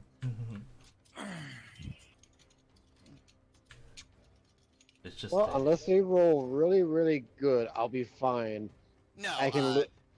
it's only I the got damage that's 20. increased. So no, the strength drain does not double. What's his? Your strength score lowers by 1. I assume Okay. it's like a D4. Okay. Yeah, it's a D4. But for the actual damage of it attacking you, I tried to like look up attacks that reduce stats, and a fucking 4E forum of all things pops up. Yeah. You don't actually see it, I guess, that often. That lowering creatures. alright, what's his? You take 14 necrotic damage, and your strength score is reduced by 1.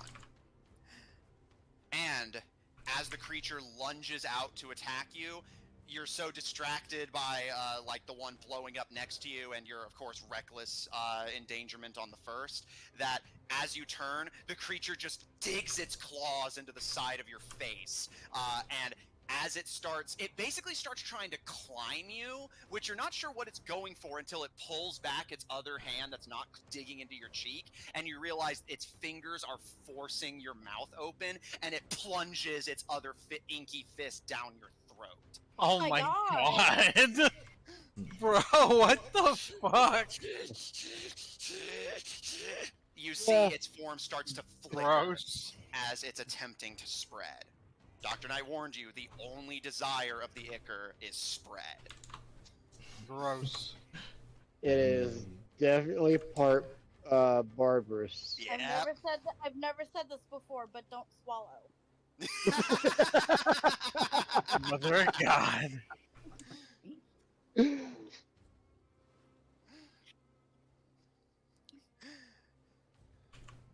The other one, Lucian, Caleb, as you're escorting the prisoners, you can see through the windows of the door, and of course, as you're fucking like just those like physically unpreventable tears come to your eyes. You can literally feel Ichor being forced down your throat. You see the Ichor beast Blech. to your. You can see the Ichor beast to your left that absorbed your sword is kind of hugging its chest and like swaying side to side like it's nauseous. Before. Mine. And its right arm extends and sharpens as it absorbs and replicates your blade. Gotta get the blade. I had a feeling. Yeah. Zephyr's been curious about that for a while. This is you guys' first time seeing it in action. They can replicate any magic item that's bonded to someone they infect.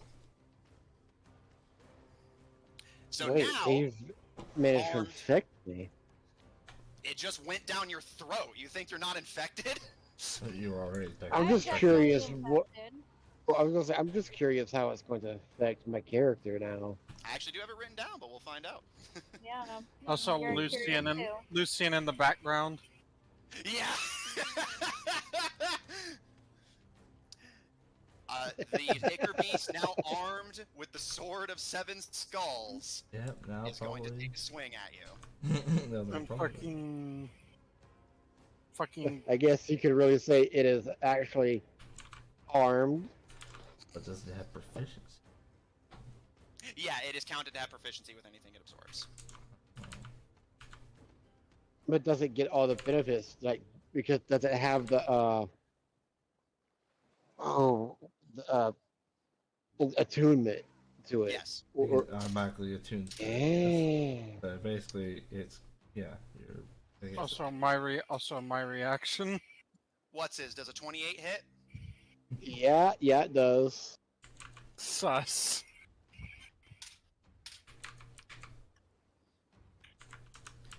You take 11 slashing damage, magical, so not prevented, and 3 cold damage.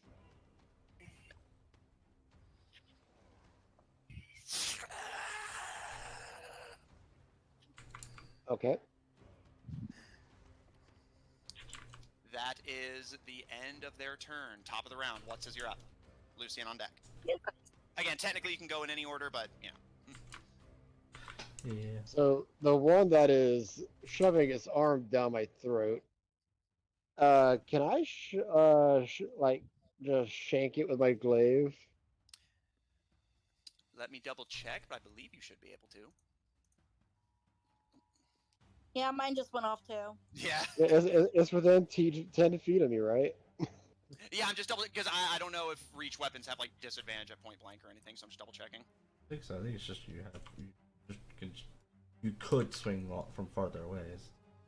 Okay, so yeah, you can go for it. Roll to hit. Okay. How is a 22? That is a hit. Roll damage. This is different damage dice this time. So that is 8 plus 5, 13 plus my 3 plus so total of 16 on the first attack. That just barely hits. No. That's damage. Oh, right. Sorry. All right. 16. Let me double check. All right, and it's with the vicious glaive, right? Correct. Okay. It's a bit tricky, but you manage to, using the staff of the glaive, force the creature off of you, and it splatters onto its back. As you can see this just dribble of inky tendrils connecting your lips to its arm, and you pull back your glaive and plunge it into its chest, and it before going still and once again disapparating into quantum pieces. One Ichor Beast remains, the one that absorbed your blade. Now, I will be taking that back as I run it through with my next attack. Roll to hit. 26. That's a hit. Roll damage. Don't have a whole lot of HP. Yeah, but think of them as if this was Left 4 Dead, you guys have been fighting nothing but boomers, spitters, tanks, and witches up to this point. This is one of your first encounters since Mercurial with just the common infected. Yeah, which is why Caleb kind of overreacted to them, because he was assuming they'd be as tough as the others were. Yeah. Individually. You get so terrified of you just think, oh, infected, bad. That is 15 Caleb damage. thought we were fighting 3 tanks. It turns out we were fighting 3 zombies. Yeah, a smoker and 3 zombies. Alright. You bring back your glaive and slash. The creature does stumble and even vomits a little bit, but it does stay standing. However, I will say you tear so much of its chest and stomach open that you can actually catch the brief ruby glow. Your sword is still inside it. Yeah, I'll have you back soon, my precious. Oh my god. End of your turn? That is all he can do at the moment. Alright, Lucian, what are you gonna do? Okay, let me see. Let's see who is One more left. left. One that has very low HP. Alright, I will throw a guiding bolt at it. Roll to hit. Okay, let me see what my plus is for a guiding bolt. I'm not gonna do a high level because you said it's pretty bad. So, plus 9. Well, I guess Caleb at least got to get the prisoners out of harm's way. 15 plus 9. Lucian, how do you want to do this? I'm just gonna fling a guiding bolt and I'll just be like, I don't know, something cool. You do it. Okay. Lucian, you two catch the slight glimmer of What's-His blade inside the creature. Taking aim, you say a prayer before flinging a bolt of radiant energy, which slides through a gap as the creature's body begins to reform. And you watch as your sword begins to glow before basically projecting the light of the guiding bolt in all directions like it's a fucking disco ball, which basically Swiss cheeses the creature from the inside, and it lets out a before slowly dissipating into smoke, calcifying, and leaving your sword like a sword in the stone, sticking out of what little calcified ichor is left. You're welcome. The Ichor Beast be like, Actually, yeah, pretty accurate.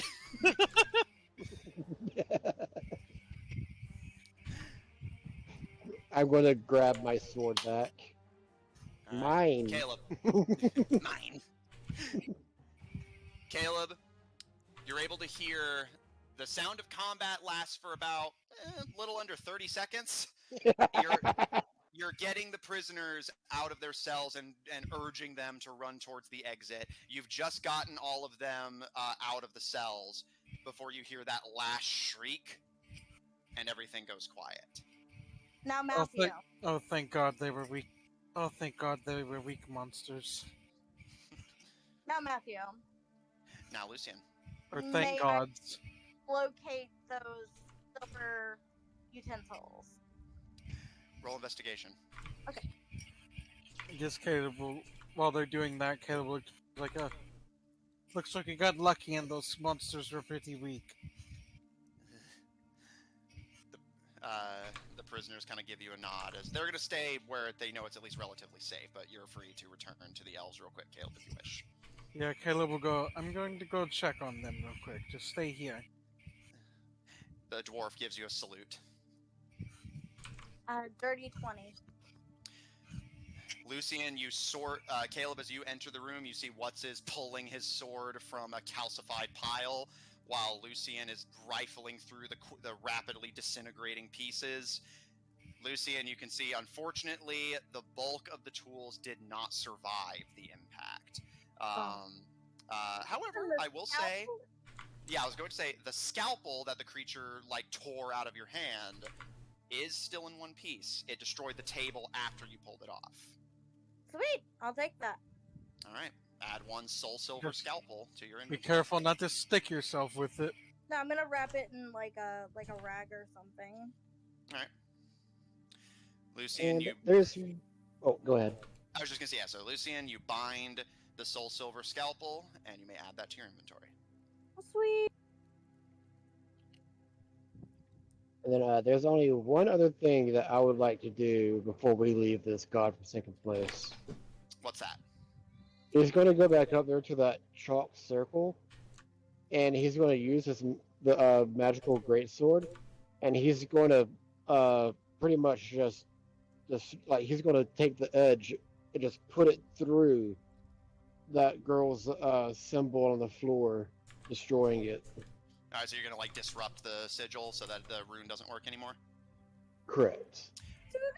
Roll to hit. So, do I have enough time to push him and be like, no? She's known about this. She is not to be trusted if she knew about this and did nothing. That is not an ally. You're right. You're right. You're right. Who are they talking about? The Minlus Khan, the Northern Bandits. Oh, yeah. Especially because, bear in mind, Lucian, you would already know this, and What's-His, because of your Arcana check, I'll note earlier, she had to have known about this for at least a year in advance. Uh-huh. So how's a 29? That'll do it. Roll damage.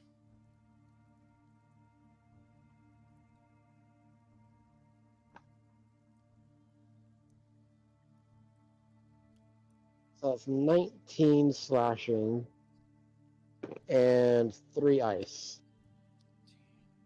All right. You plunge your blade into the tile. It cracks and breaks beneath your blade. But you pull back and plunge again and send this iceberg crack through the tile that completely disrupts the sigil. While there's no visible and obvious effect, you are confident that the sigil is broken enough to no longer be stable. A year's worth of work gone in 12 seconds. Yeah, she earned it. Okay, I'm good now.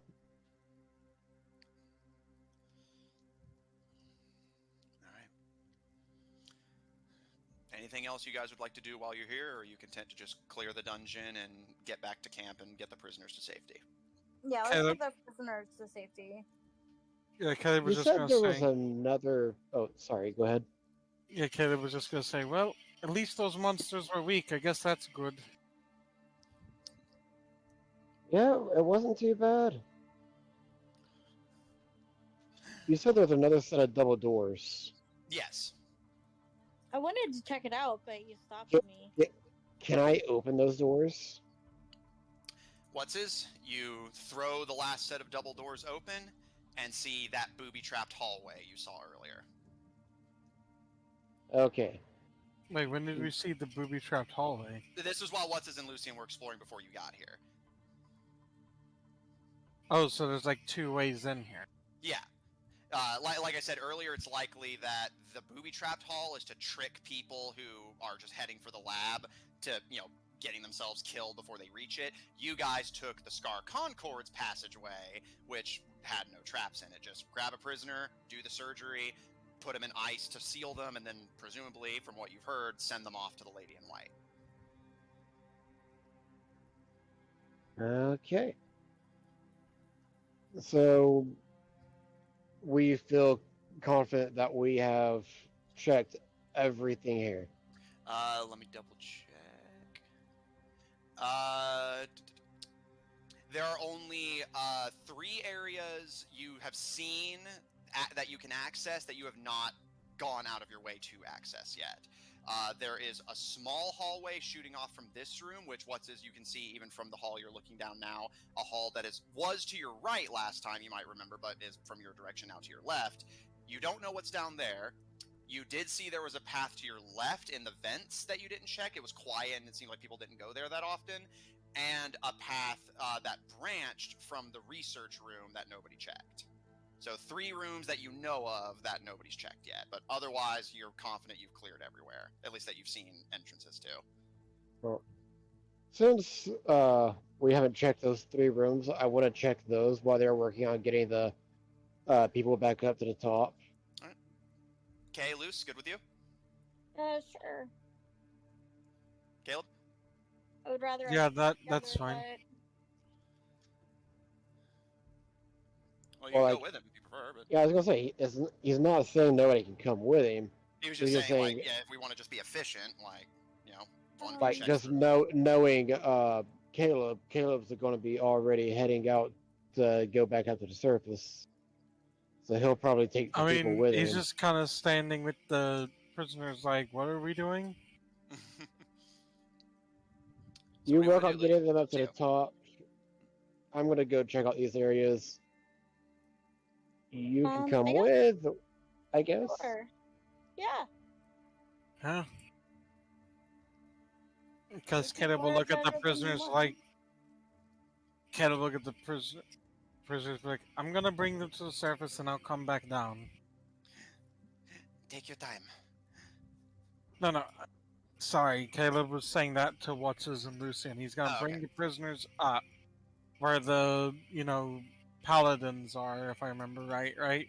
Yeah, they're watching over the previous batch of prisoners. Yeah, Caleb's gonna bring these people up, and then he'll go back down to check on the elk. Okay. Lucian, if you're going with What's-His, we will start with Sure, you if they guys. run into trouble, Caleb will probably hear it. First, checking the room that branches off from the booby-trapped hall, but again, there's a hall from this area that reaches it too. It seems to be just a small living quarters. You can see that there are 2 beds here for people who would be living here full-time while the research was being conducted. You don't see anything immediately noteworthy here, but you do see whoever lived here did keep a couple of just personal lock boxes and keepsakes. I'll take a couple of the. Are the lock boxes big enough to like put in a bag? Yeah, there's those little ones that you would keep at like a nightstand. All right, yeah, we'll take the lock boxes. See if we can get in them. See if there's anything good in them. All right, Yeah. add 2 lock boxes to your inventory. Okay. The room that branched off from the research center, you check next. You see this one appears to be a library.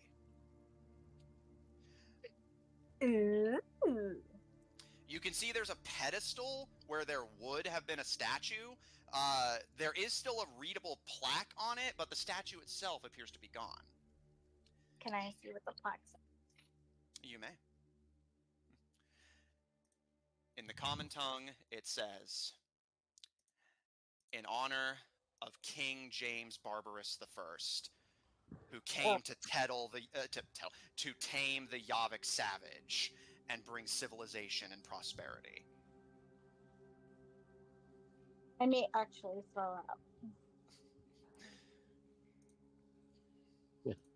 Can I detach the plaque?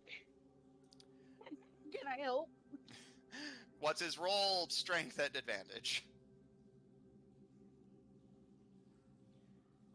Yeah, once Uh, Lucian sees you trying to deface it, she's like, hell yeah, give me that. Let's do it. Let's see. Advantage. How is?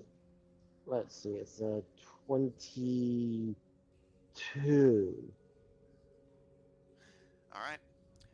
With your metallic fingers, it's not particularly difficult. Lucian kind of grabs your waist to kind of give you that leverage, and you pull. Nothing happens. You pull again. There's that as one of the screws comes loose before finally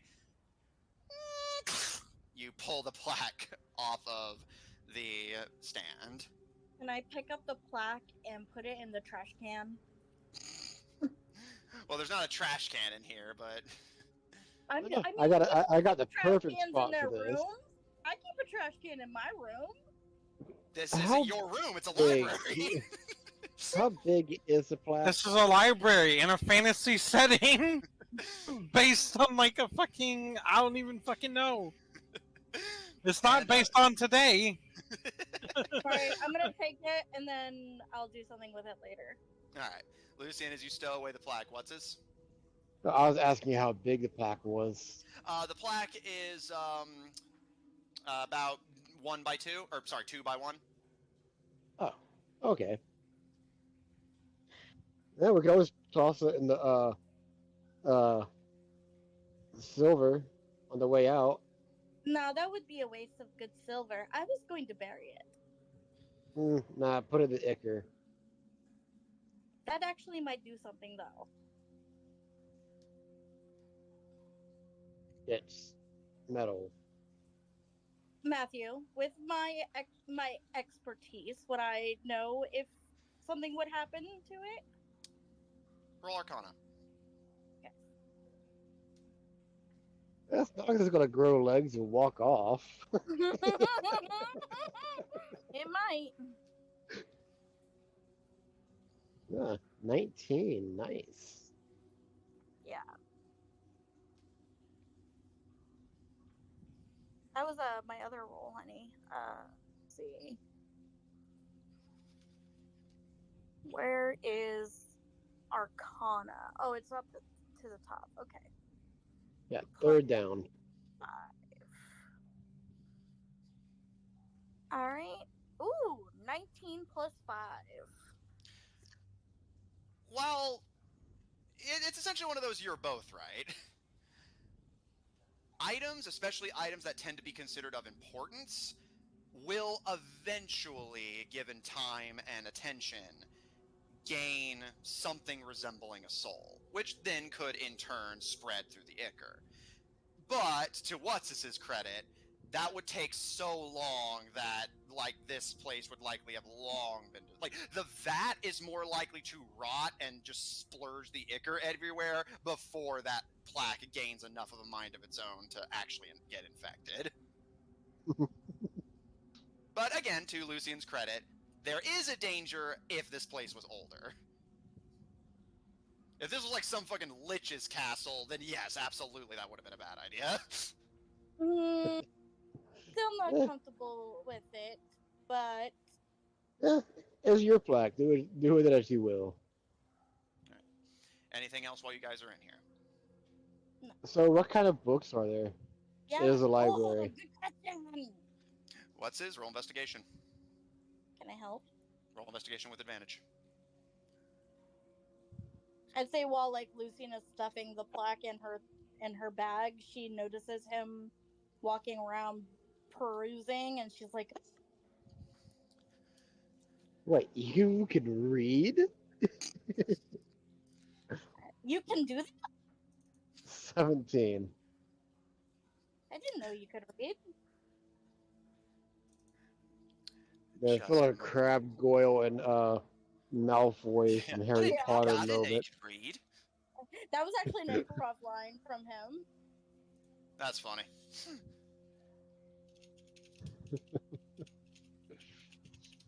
Oh, at least you know here for guessing he's a colonel. Like, yeah, he has to read. Like, come on. I mean, you were kind of born into it, so some things can be, overlooked. He was born into it and reborn into it. What's his, Lucian? The two of you go back and forth bickering for several minutes as you more just kind of skimming the books than anything because you're distracted by arguing with each other. But as you circle the library and get to the end of one of the shelves, now Lucian, remember what's his went first, so he gets to react first. You both catch sight of two volumes whose titles and more particularly their authors catch your attention. One is a bright green textbook labeled The Creation of the Encostum Chameleonidae by Dr. Knight. The other is a simple bronze-colored textbook, much more plain, but the text is far more ornate. It reads simply Lucis Naturae. There is no author's name, just a very familiar sigil branded into the spine. Like Barbaris sigil. No, I know what it is. Who's been putting his sigil on everything down here because he's a narcissistic douchebag? Yeah. React first, but I'll be good.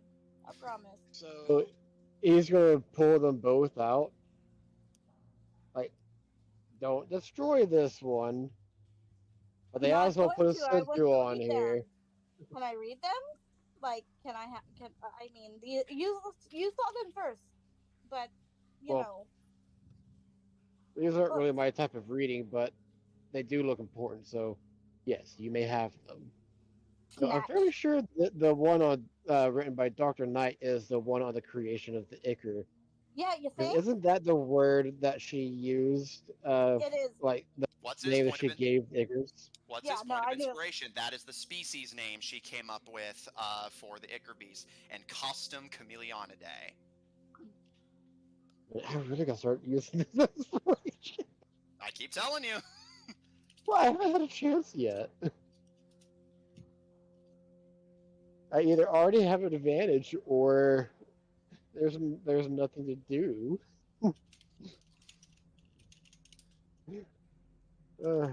I'll use them eventually. But yes, yeah, Encostum Chameleonidae quite literally translates to the changing pigment. I'm trying really hard to be good. Well, yeah, what's his? Are you done? Yes. But Lucian, he now lets you her can have go. both books. Yeah, Lucian, leash off. Go ahead. Grabs the book. No, like when he's like, you can have them. She just no like hesitation whatsoever. She just grabs the book. Let's see. I think I'm gonna read the second one first because I already have a feeling I know the first one, but that one's for later. But I'm very curious about the second one. She saves the one from Dr. Knight for bedtime reading. Yes, that's exactly what she's gonna do. Okay. Lucian, you promptly begin to digest Kaloom's understanding of the creation of Ichor beasts, which he, rather than using Dr. Knight's term, the changing pigment, he refers to them as the Lucis Naturae. I like Dr. Knight's name better. So I'm guessing these are Latin. Also, IRL, yes. okay. What does that translate to? Roll intelligence. I'll call it a history roll. How smarty are you? Actually, 18. as much as I want to start diving into these now, I will put them in my bag with the rest of the research. Yeah, I was gonna say, did she forget where she was for a minute there? Yeah, she did. I'll say that she opens the book like automatically, like reads like a full page, and then looks around. She's like, "Wait, we should probably leave, right?" Yeah, we have a couple more areas to check first. And what's his history? 18.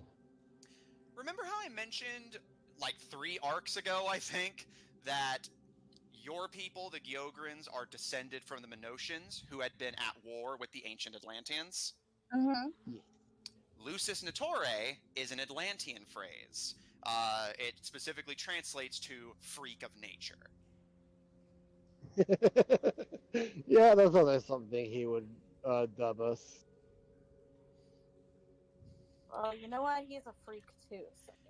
In game, if you want to learn the language, you would be wanting to learn Aquan. Aquan. For Aquaman. I mean, yeah, you're technically right. So yeah, you do recognize this. It is a language that actually is occasionally passed around among the Gyogrins, more historians than anything, who study their ancient enemies for military reasons.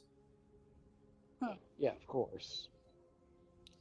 Given that Kaloum has clearly been to Edict, it's likely that's where he picked it up, if not from being Gyogrin himself. Well, actually, we don't know if it's Kyogre. Well, I mean, all of your memories of him are Gyogrin. Like I said, he's Well, been a presence in your life since you were a kid. The original clone is Kyogre. Fair. The imposter, we have no idea. Well, I mean, you My guys theory. came back to life, didn't you? I have my theories, Maybe but he's I an Ichor will. Beast I will too. let. I'm gonna let Lucian do her thing. But Alright. first, let's get the hell out of here. All right. So Yeah. yeah, anything else in this library? Is there anything else to take?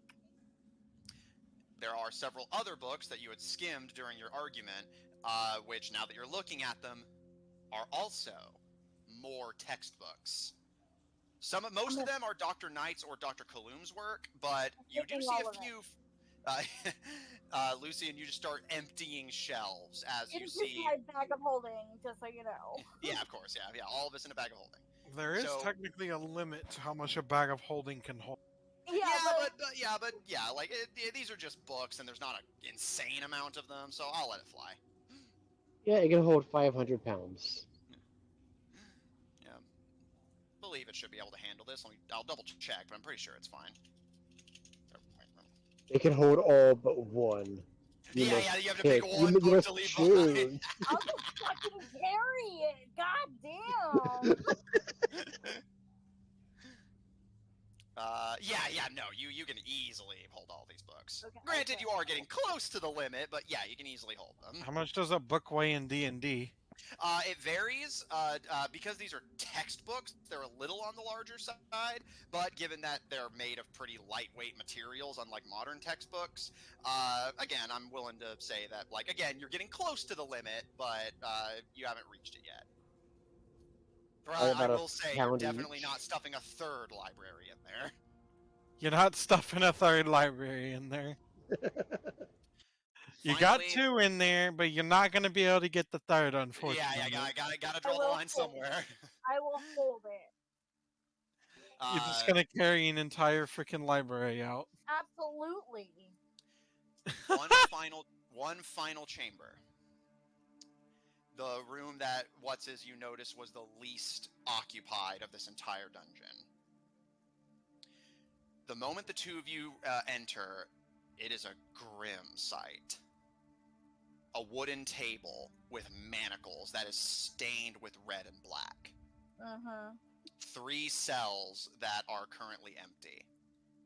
And various, not just silver surgical tools, but there's no other way to say it, instruments of torture. Yeah. You can see a dead human body lays on the table, chained despite being dead. From the blood and mess everywhere, this seems to have been where the actual dissections happened, but you can also gauge from the instruments.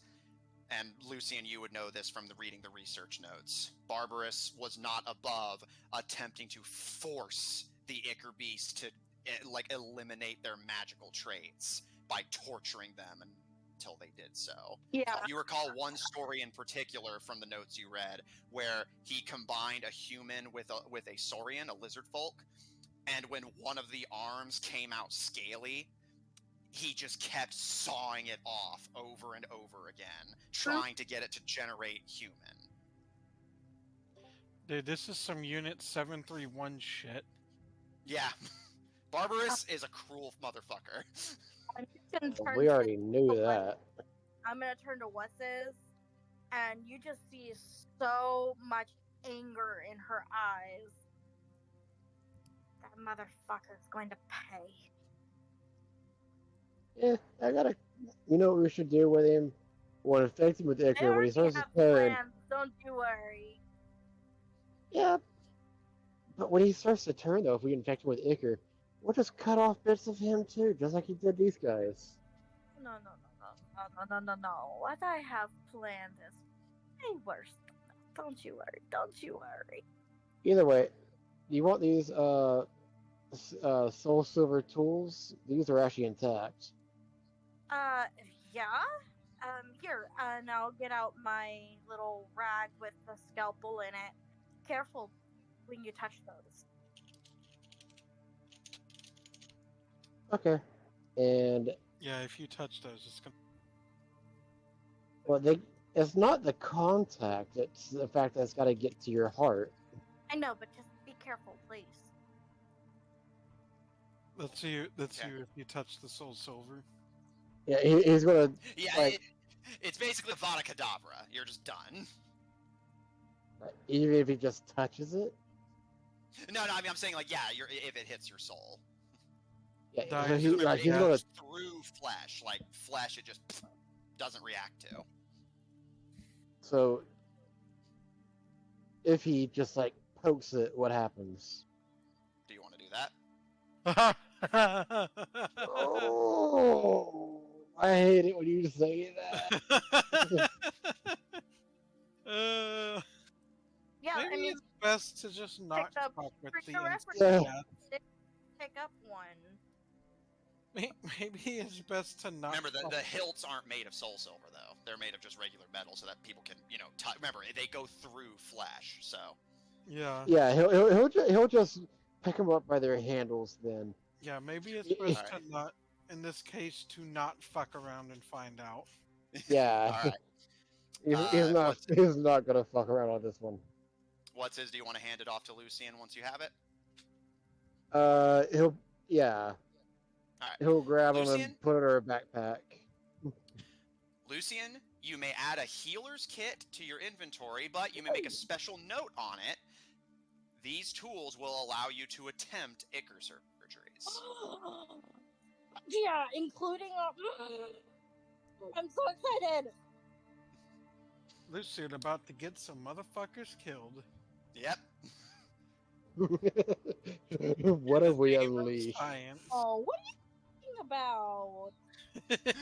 Lucian, the moment that before you even had the tools, you attempted to make an Ichor beast, and it was in so much agony you had to sit there and excruciatingly kill it while it was tied to a tree. I learned. I my did that. lesson. In their defense, I'm the one that did that. Fair, but Lucian agreed. Lucian was See what would complicit. happen. Lucian was complicit. Alright. Lucian, add a healer's kit to your inventory. Just make a special note that this healer's kit allows you to perform Ichor surgeries. Just don't use this healer kit on No, anyone Yeah, else. yeah. Do not so- attempt to use this for Matthew, any Matthew. non-Ichor surgeries. You might want to Matthew, mark this. Matthew. What's up? I have a very important question about I have a these very important tools. answer. Could I possibly use these to cure Ichor beasts? Remember, it's been stated to you several times, nobody even knows if curing it is possible. Yeah, but like it's silver surf. Silver I- So basically, Not like, to be clear, what you're asking me is, okay, now that I have the tools to do the impossible, does that make the impossible possible? The person who invented these tools told you it was impossible. What we do know, Nothing is it is impossible. possible, though. Nothing is impossible. The famous words of someone who's Yeah, about. famous last words for a mad scientist. Yeah, I was gonna say, So, we It runs do in know the it family, what can I is say? possible, though, to cure it, because the You did goat say. man did divide the two souls yes, with the but he's so the only one who knows how to do it, and you're not even certain it was medical what he did. Also, he could have just been a scam artist. Yeah, that is also assuming he's telling you the truth. He could just be an intergalactic I'm still gonna scam keep artist. I'm still gonna keep Oh no, yeah, him. you can, I was just saying I can't give you an answer because just what you're asking can't be answered. So Also, like, technically, be these attempted. let me rephrase. These can cut into a soul, correct? Yes, yes. Okay. If you plunge this into the right spot on the body, it will go through their flesh and sever their soul from it. All right. Seems that I have some reading to do. might want to like put like a mark on that medical kit. I was actually gonna ask Matt to put it in my my inventory for me later, because All right, I'll do that after the stream. I Or would you be- put like an asterisk on that medical I don't kit. know. Yeah, I don't an know how asterisk to. will automatically pop up when you have a custom description. I didn't know. I don't know how to do that. I got you, no worries. Yeah. All right, but yeah, this is the last room you find that you haven't explored yet. Anything you want to do before you leave? No, I just want to make sure. I just want to make sure I get all of the book. Yeah, which yes, there is a complete like everything you need to do a surgery on a table. All right. And I know this is going to be bad. I just want to make sure that this guy on the table is dead and not just comatose. Okay, Can I check him for a pulse? roll medicine. I like how the barbarian's gonna do the medicine check. I know. I mean, you he's the one could've who asked thought to do it. Lucian. You gotta ask Lucian, but you know. Well, Lucy's too busy fawning over her new toys. Yeah, exactly. 15. He's never too busy. What's his checking over the body? No pulse, not no breaths. Your metal fingers don't fog up when held near his mouth. However, I will add, he appears to have died somewhat recently. Hmm. Mhm. But yes, he does appear to be dead. Given what you know about the Icar at this point, it's a safe bet that they were just getting his soul out so that they could add him to the next Icar beast. Yeah. That's what I was going to say. Because right now he would have started to, like, Icar Yeah. You know from Dr. Knight, once you're dead, you form. just turn. Yeah. But he's Okay, he's good. Um. All right. Anything else? Nope. Nothing Okay. here. Caleb, as you get the prisoners out and carefully escort them over the precarious vats, you start sending people up through the elevator to the Oathbreakers. And by the time you're getting the last batch up and calling the elevator back down, the elves rejoin you. Okay. Oh, you managed to keep it quick. I have so many things to read. Oh my god.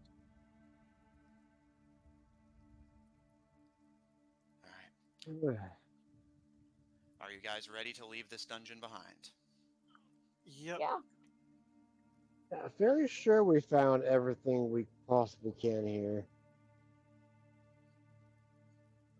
So, yes. Let's go ahead and get out of here. Get these former prisoners back to the camp so they can That maybe. would be. Yeah, let's We get might some. be able to. We can help them out a bit, and maybe they Yeah. can help us out with a little information. Yeah, when we get there, I will give them a once over and see if any of them need any medical attention. And if we Okay. help them, hopefully they will be. Hopefully they'll be willing to help us with anything they might know that could be useful. Okay.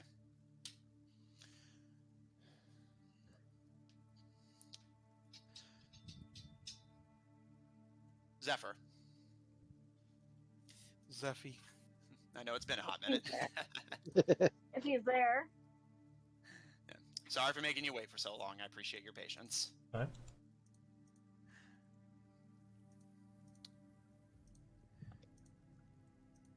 Your wait is largely fairly quiet. You relax with your rock and kind of lounge on its back as everyone finally leaves you alone. Other than the Oathbreakers milling about with the rescued prisoners waiting for the elves to return, they do not disturb you. They just kind of idly pick through the remains of the farm. You see a few of the prisoners do seem a little despondent, likely this was their land, but not like they have access to it right now. It's just sad to see your house burned down.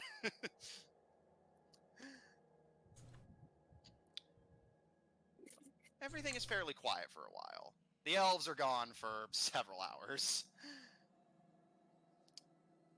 But after about an hour and a half, you hear footsteps as the queens return, with the Barbaris prisoners being led by ropes connecting their tied wrists together. Queen Autumnfall is the one pulling the rope, seeming kind of irritated by being forced to do the labor, while Queen Sundragon scouts ahead, and when she sees you, she gives you a wave, and they both stride towards you. We're back! I like how loud that was. Yeah, she doesn't exactly know subtlety. Imagine they just like Zephyr's just laying there and they just yell into his ear. Miss anything? So far nothing. She looks to the prisoners being protected by the Oathbreakers and just kind of gives a nod. Well, you think we should wait here, or do you want us to go ahead and take the prisoners back and you guys meet us at camp?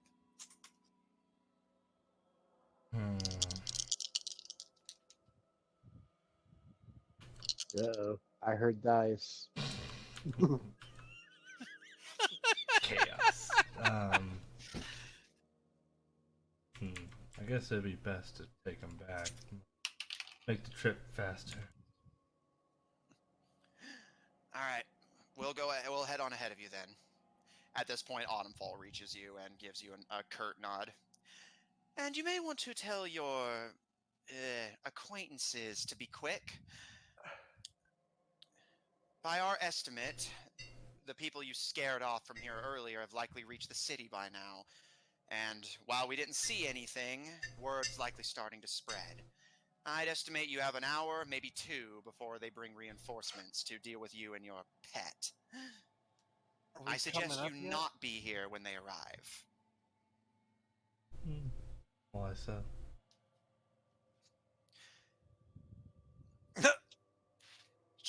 Now, Sundragon, yeah, does give you that look of like, are you stupid? But Autumnfall just kind of looks at you, kind of like not really a readable expression, just her arms crossed with the rope in hand before. Very well. Makes our job easier. Wait. If there's going to be a fight, I don't want to miss it. Believe me, you do. You'd only slow him down.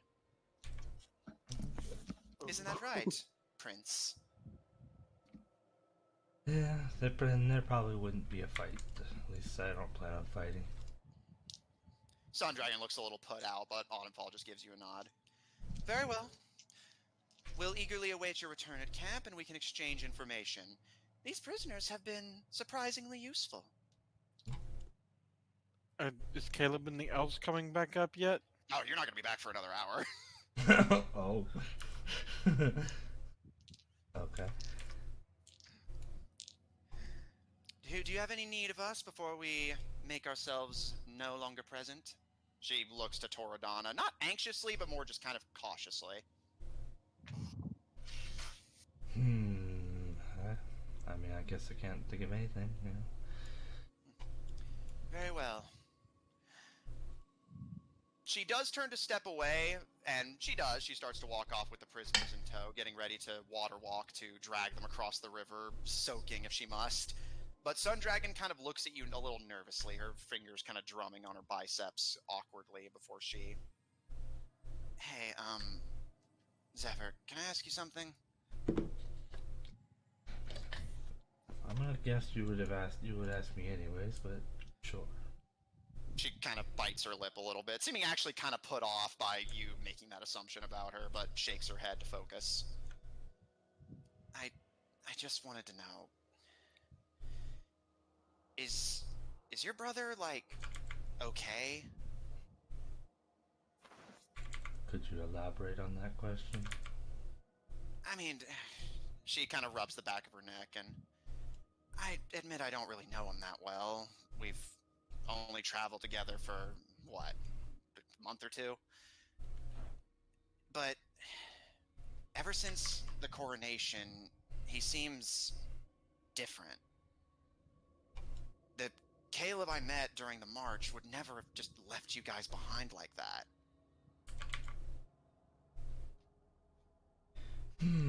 Well, it could be the stress of being king, making sure everything is alright, but...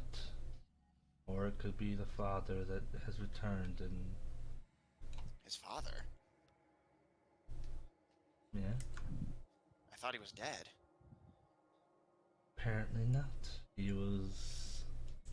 trapped in a prison of sorts. Shit. She kind of looks a little distracted by that, but again shakes her head to focus and... Well, just keep an eye on him, okay? I feel like his head's not really in the game, you know? Yeah, and he may learn the hard way.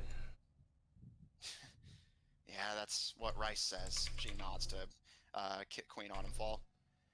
That he's only going to learn when it bites him in the ass, but I prefer to get the dogs away from my friends' asses before the biting happens. If we are friends. Oh.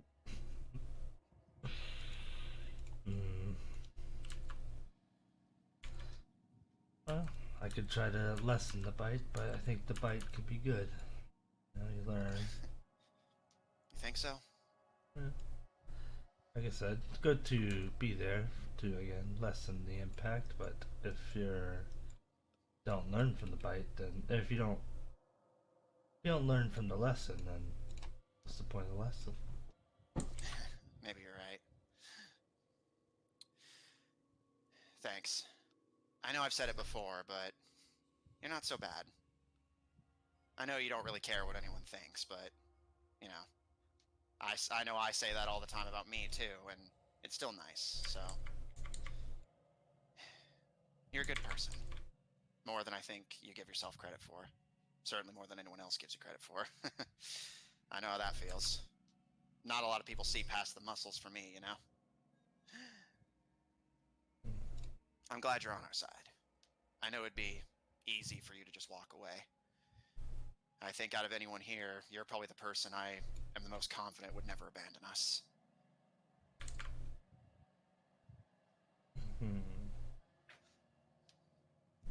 Well, I guess we can only see.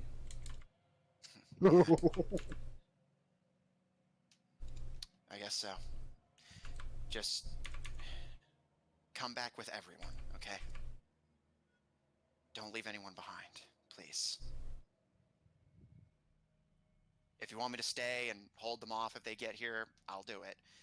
If you want me to get reinforcements, I will. Just bring everyone back. We need you. All of you.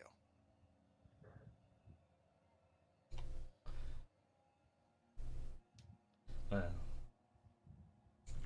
as your colleague mentioned, there's a good chance you'll only slow the process down.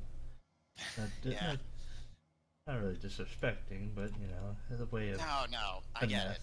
finesse. I'm not. Let's just say, what was it that, I remember Barbaris said something about me once at a political meeting.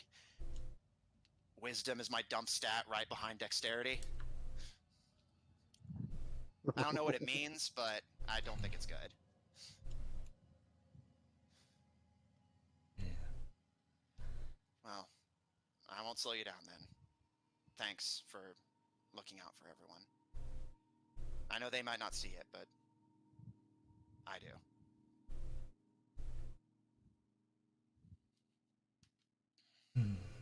Well, let's get going. Yeah. See you soon, Zeph.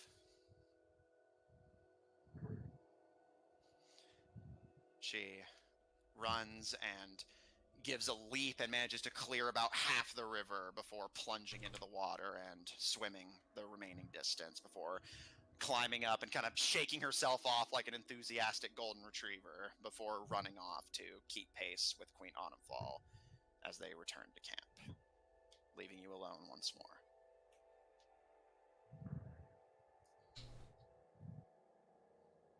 I couldn't help but notice what you said. Out of in character, I'm just gonna stay here. Yeah?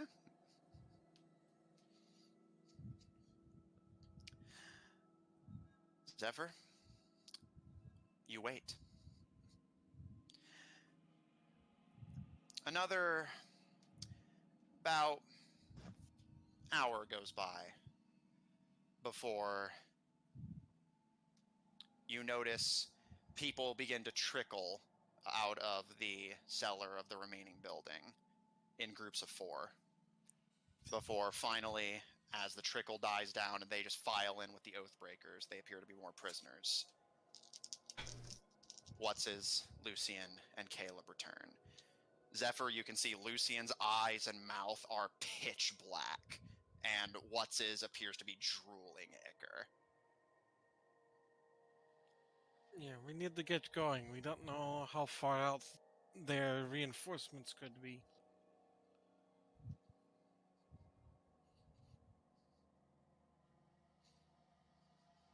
Let's get going.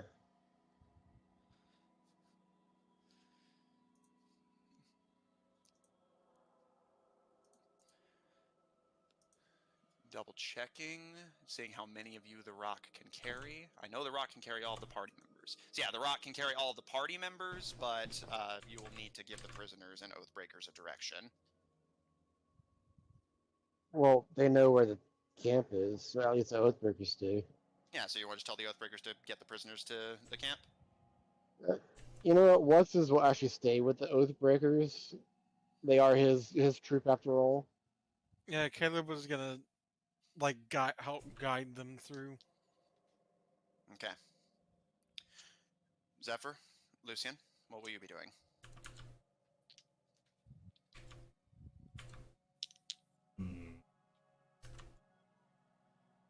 I shall wait for them to get on their merry way. Okie dokie. Zephyr is fast. Face boy. Fast crab. Oh, I almost forgot one thing that needs to happen before we go. What's that? Yeah, there's one more building to I burn was curious now. if anyone was going to remember. Let's see. Do I have any torches? Do we even have a way to light it on fire? People I can check think their I got a inventories. torch. Wait, some people have spells and stuff. Yes, What's-his, you have a tinderbox and torches, you could. Yeah, I'm gonna light a torch, and I'm gonna set the roof on fire, then just throw the torch into the building to let it keep going. All right, point of inspiration for remembering that, and knock a torch out of your inventory as What's-his. God, we're getting inspiration faster than we can use it. Well, I mean, yeah, you guys are remembering stuff now. Yeah, funny how that works, isn't it? We go Caleb. through periods of remembering things and then being unable to remember anything. Caleb, you watch as, while you're gathering up the prisoners and getting the Oathbreakers ready to move, What's-his lights a torch, sets the already dented roof of the farmhouse on fire before tossing a torch into the cellar. And the building slowly begins to go up in flames. Yeah, I'll look at the prisoners. Sorry, guys, but there's stuff down there that it needs to stay there. One of the prisoners, a blue-skinned Cambion boy with kind of ruffled blue hair, gives you a nod and holds up his hands. I think it's more than understandable given the circumstances. We'll have to rebuild So somewhere else. It's I will reimburse y'all for the damages once we the get back to camp. he gives you a smile, and the silver-bearded dwarf gives a nod and puts a hand on the Cambion's leg as he looks around to you and Caleb. The kingdom of Barbaris isn't safe for us anymore. It was always human first, but it's never been this bad before. Oh, Cambion is half fiend. Technically not even half. It's more like essentially just there is demon in your blood somewhere. So you could even be like a third demon.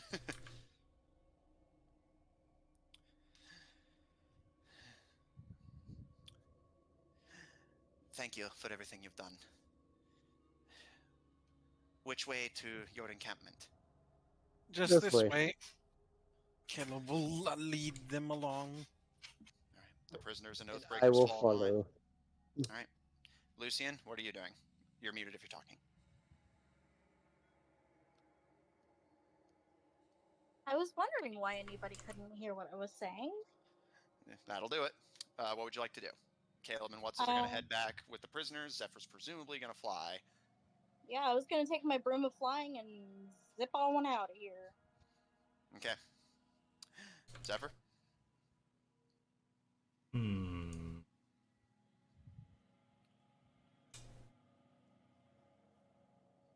I'm gonna be on my bird, but I want to have it like kind of getting ready to take flight, and I'm just gonna wait, see if anyone shows up. Okay, noted. Lucian, as you take flight, you see Caleb and What's start getting the prisoners and oathbreakers moving. But you see Zephyr, although his bird does rise to its feet finally and kind of flap the water out of its wings, Zephyr does not move, staying in place and watching the surroundings.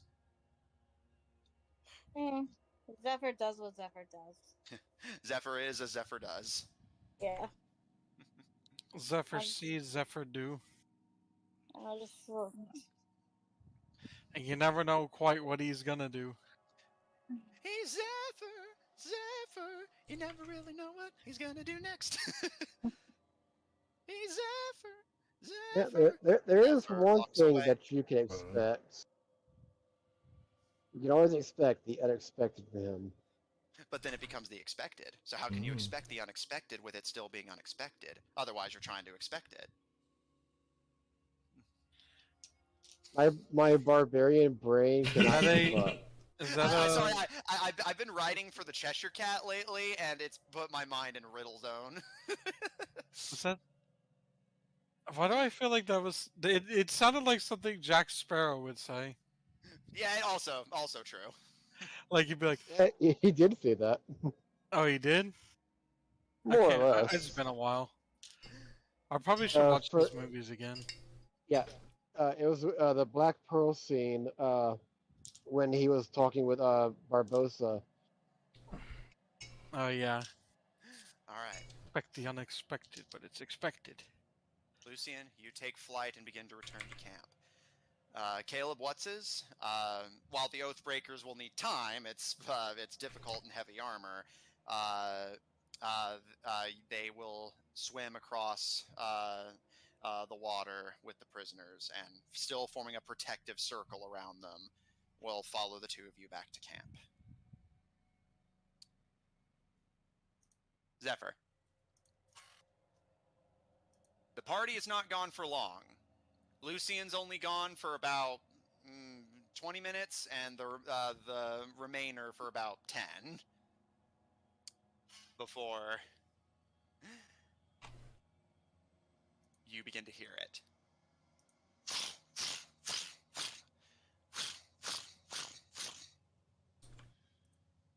Soldiers closing in.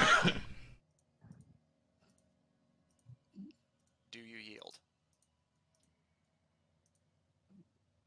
I not yield. I will not yield. Okay. Gotta give him. Gotta greet these. Came all this way. I gotta greet him. And I wonder. One is like, what is Zephyr doing? Zephyr's doing whatever Zephyr does. What Zephyr does best. Give me just a second. I gotta do a quick head count here.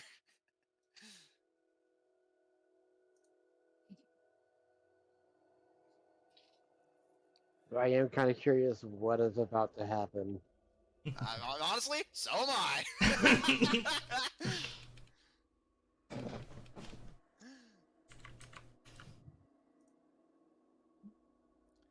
So I'm just checking how many are here because I have to take into account the casualties from the first battle. There's my notes on it. Sorry, took me a minute. Entire army. Yes, all 9,000 of them left to Yeah, roll. 10,000 men and you. Good luck. No, Yeah. Well, it's not just him. He's got a bird. a Well, you bird that can't fight. Yeah, they can't actually fight. It doesn't fight. No, it literally part of the token is that you can't have it attack. It has a lot of Zephyr? HP. You can use it as a sponge, but you know. Coming in from the direction of Toradana, you see several soldiers in black uniforms wearing white masks with the rose of Barbaris branded onto them. Oh, gross. They all appear to be human. And there is 285 of them in total. Jeez. And as they approach, they stand firm in the face of your giant creature, even as your rock raises its wings and lets out a which echoes across the forest. But you can see the soldiers raise their bows, and you can hear a distant call of fire before they unleash a volley in your direction. Do we hear the bird cry? Yes. Alright, I guess I'll head back. Like, oh. Alright. Like, what is Zephyr doing? This day never ends. Alright, I am going to have to make a lot of rolls here, because gonna be totally honest with you, Zephyr. Didn't plan on this. Figured you'd leave. I mean, like, I have the stats, I just need to pull them up. Yeah. So be patient with me for just a second. Is this going to be the end of Zephyr to Pedro? Let's find out. I'll bring them back. Maybe. Yeah, maybe if you feel generous. If they let you, if you can get there in time. He did say we were 10, it was 10 minutes. Yeah, for Lucian it was 20 minutes. Yeah, but I can go really fast on that broom. Can't go that fast. So you're Yeah, 20 I minutes think away it's from 100 feet. using your broom. Alright. Just a second, I need to just do a quick number measure here. Sorry. Wasn't prepared to do this right away. Okay, there we go. I was just making sure I had the number right. Alright, so that many each. Okay, I'll round down. So I'll say they split the difference, mostly focused on the rock, but I'll say a spare few will shoot at you too. Alright, so... Probably.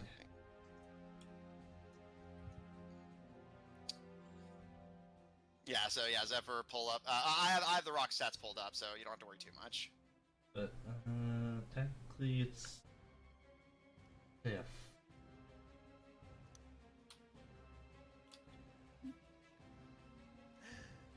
So, the soldiers are first going to fire a volley of longbows, and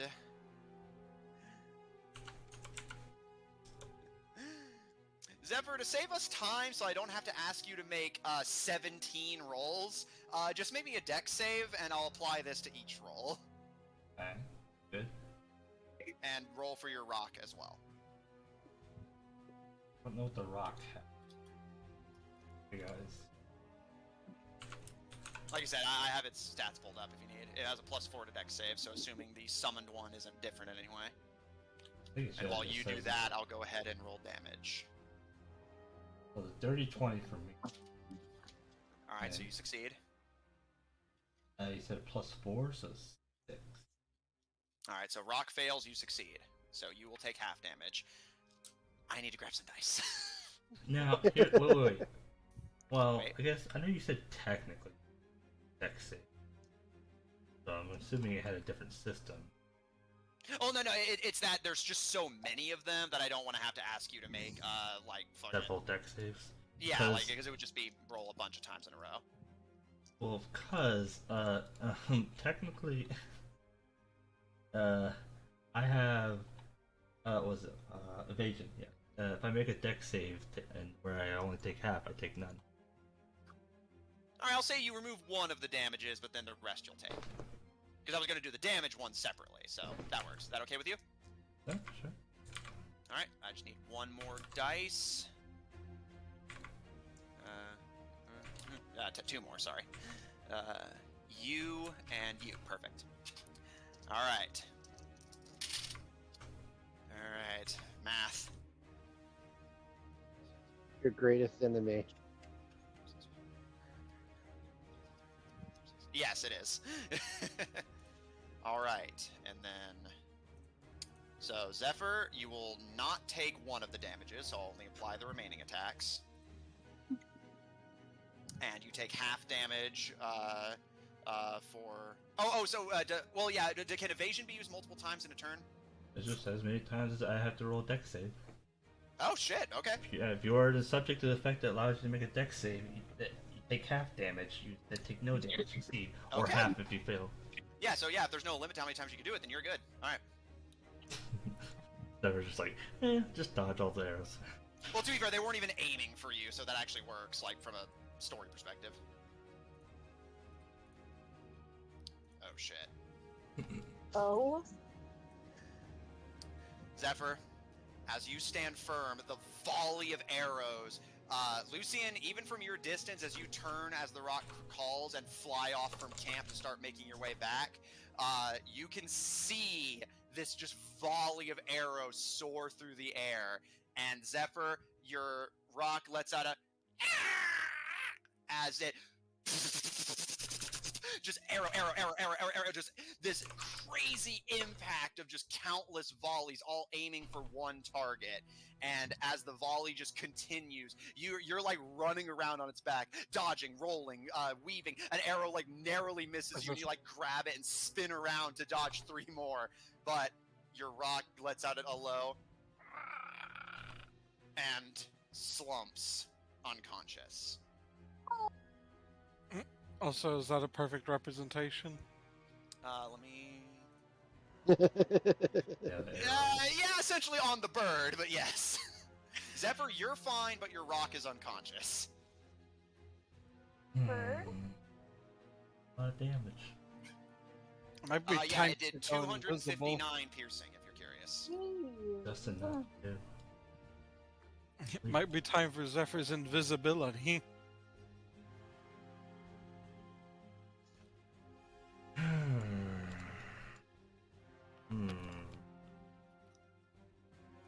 Come on, man. Does Zephyr just want to die or something?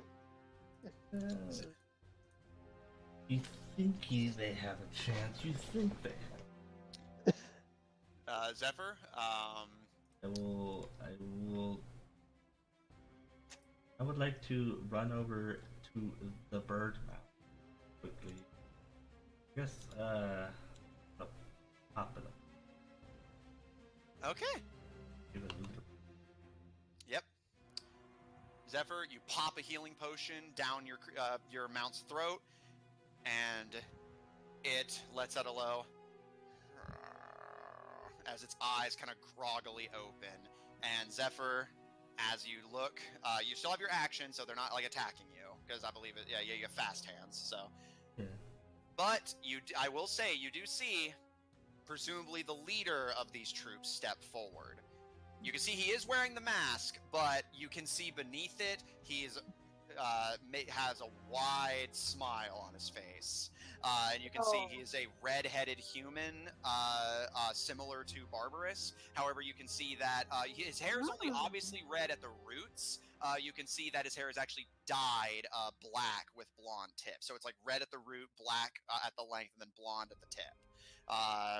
And he levels a triangular bayonet in your direction and kind of pops a grin as he tilts his head to you. And sorry about your bird, my friend, but it appears it's your turn to get the shaft. Take out the rider! Yeah. Yeah, it seems intentional, judging from his grin. Zephyr, you still have your action. What do you do? I could have fun with it, but most likely. Yeah. I love. I could have fun with him. That is a guarantee. But then just I might die though, so it'd be a whole thing. Lucian would never let it go. No, she wouldn't. She would bring you back to life just to get on your case. Yeah. Alright, what I have? Alright, usual. I'm going to, I guess, let's see, what items do I have that it's not a new days. Little jug.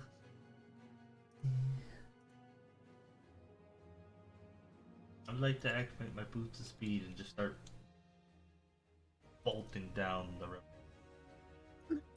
Like, Alright, not... you still have your water walkies, right? Yeah, they're automatic. Zephyr, you chug a potion of speed, Oh, no, and as I just everything... I just want to activate the boots of speed. Oh, boots of speed, sorry. Activating your boots of speed, you disappear in a red blur, and you manage to just make out the leader call, "After him! Make sure he gets the point!" That.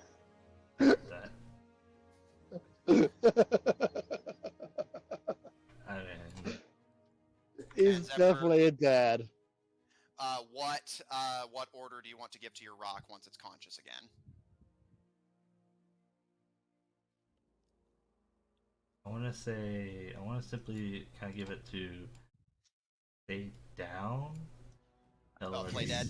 Oh yeah, play dead, just until it, they seem like they're going to be after me now, so I have it, stay down until eventually they're, far away enough to where I'm going to have them go back to base.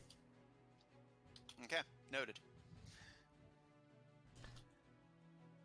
The soldiers act on their orders as Zephyr, you begin to lead this massive patrol away from your bird and the village, as Lucian, unbeknownst to you, is speeding their way in your direction. Well, I'm actually gonna go into it. I'm gonna try to make sure I'm not too far away from the troops, but I'm gonna purposely go into the wrong direction. Noted. Any preference on whether you head towards the coast or towards the mountains? I'll say the mountains. Most likely Kentucky. Noted. Alright. Zephyr, you begin to lead them towards the mountains as they prepare to give chase. And that is where we're going to end tonight's session. And I thought he was dead. Yeah, because even on a successful save, that was going to deal, because of his evasion stat, he would have been good. But if Zephyr didn't have evasion, even if he had succeeded the save, he would have taken 129 damage. Dead. Oh, actually, I would still be alive. Caleb would have died. I would normally, but luckily I have the necklace of health Yeah. on me. Yeah, the periodic Oh. wound closure. And Yeah, I believe like- you still have that auto heal if you get to 0, right? Yeah, the little auto What is injector. launch game? Oh, on D&D Beyond, it's like the maps. Yeah, it's a new feature they're introducing, basically to make Roll20 superfluous. Yeah, I see. Yeah, you can eventually. I don't. It's not there completely yet, but you can add maps to it and tokens. You just I don't think So you can do basically, they rollers. just want to turn D&D Beyond to your stop shop for all things D&D.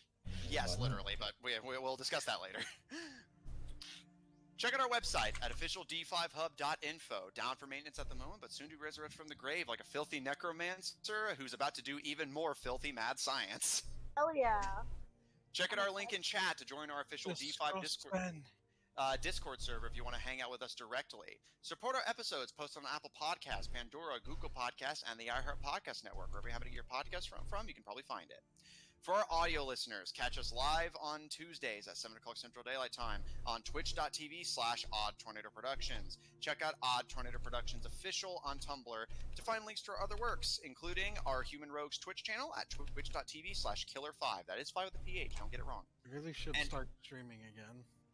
And if you I'm enjoy what we always do, down. please support us on Patreon. That link to be posted in chat. On Ko-fi at kofi.com/Odd Tornado Productions. And follow us on Twitter at twitter.com/TornadoOdd. The TNO are capitalized if you want to get immediate updates whenever we go live, as well as updates on everything else we're doing.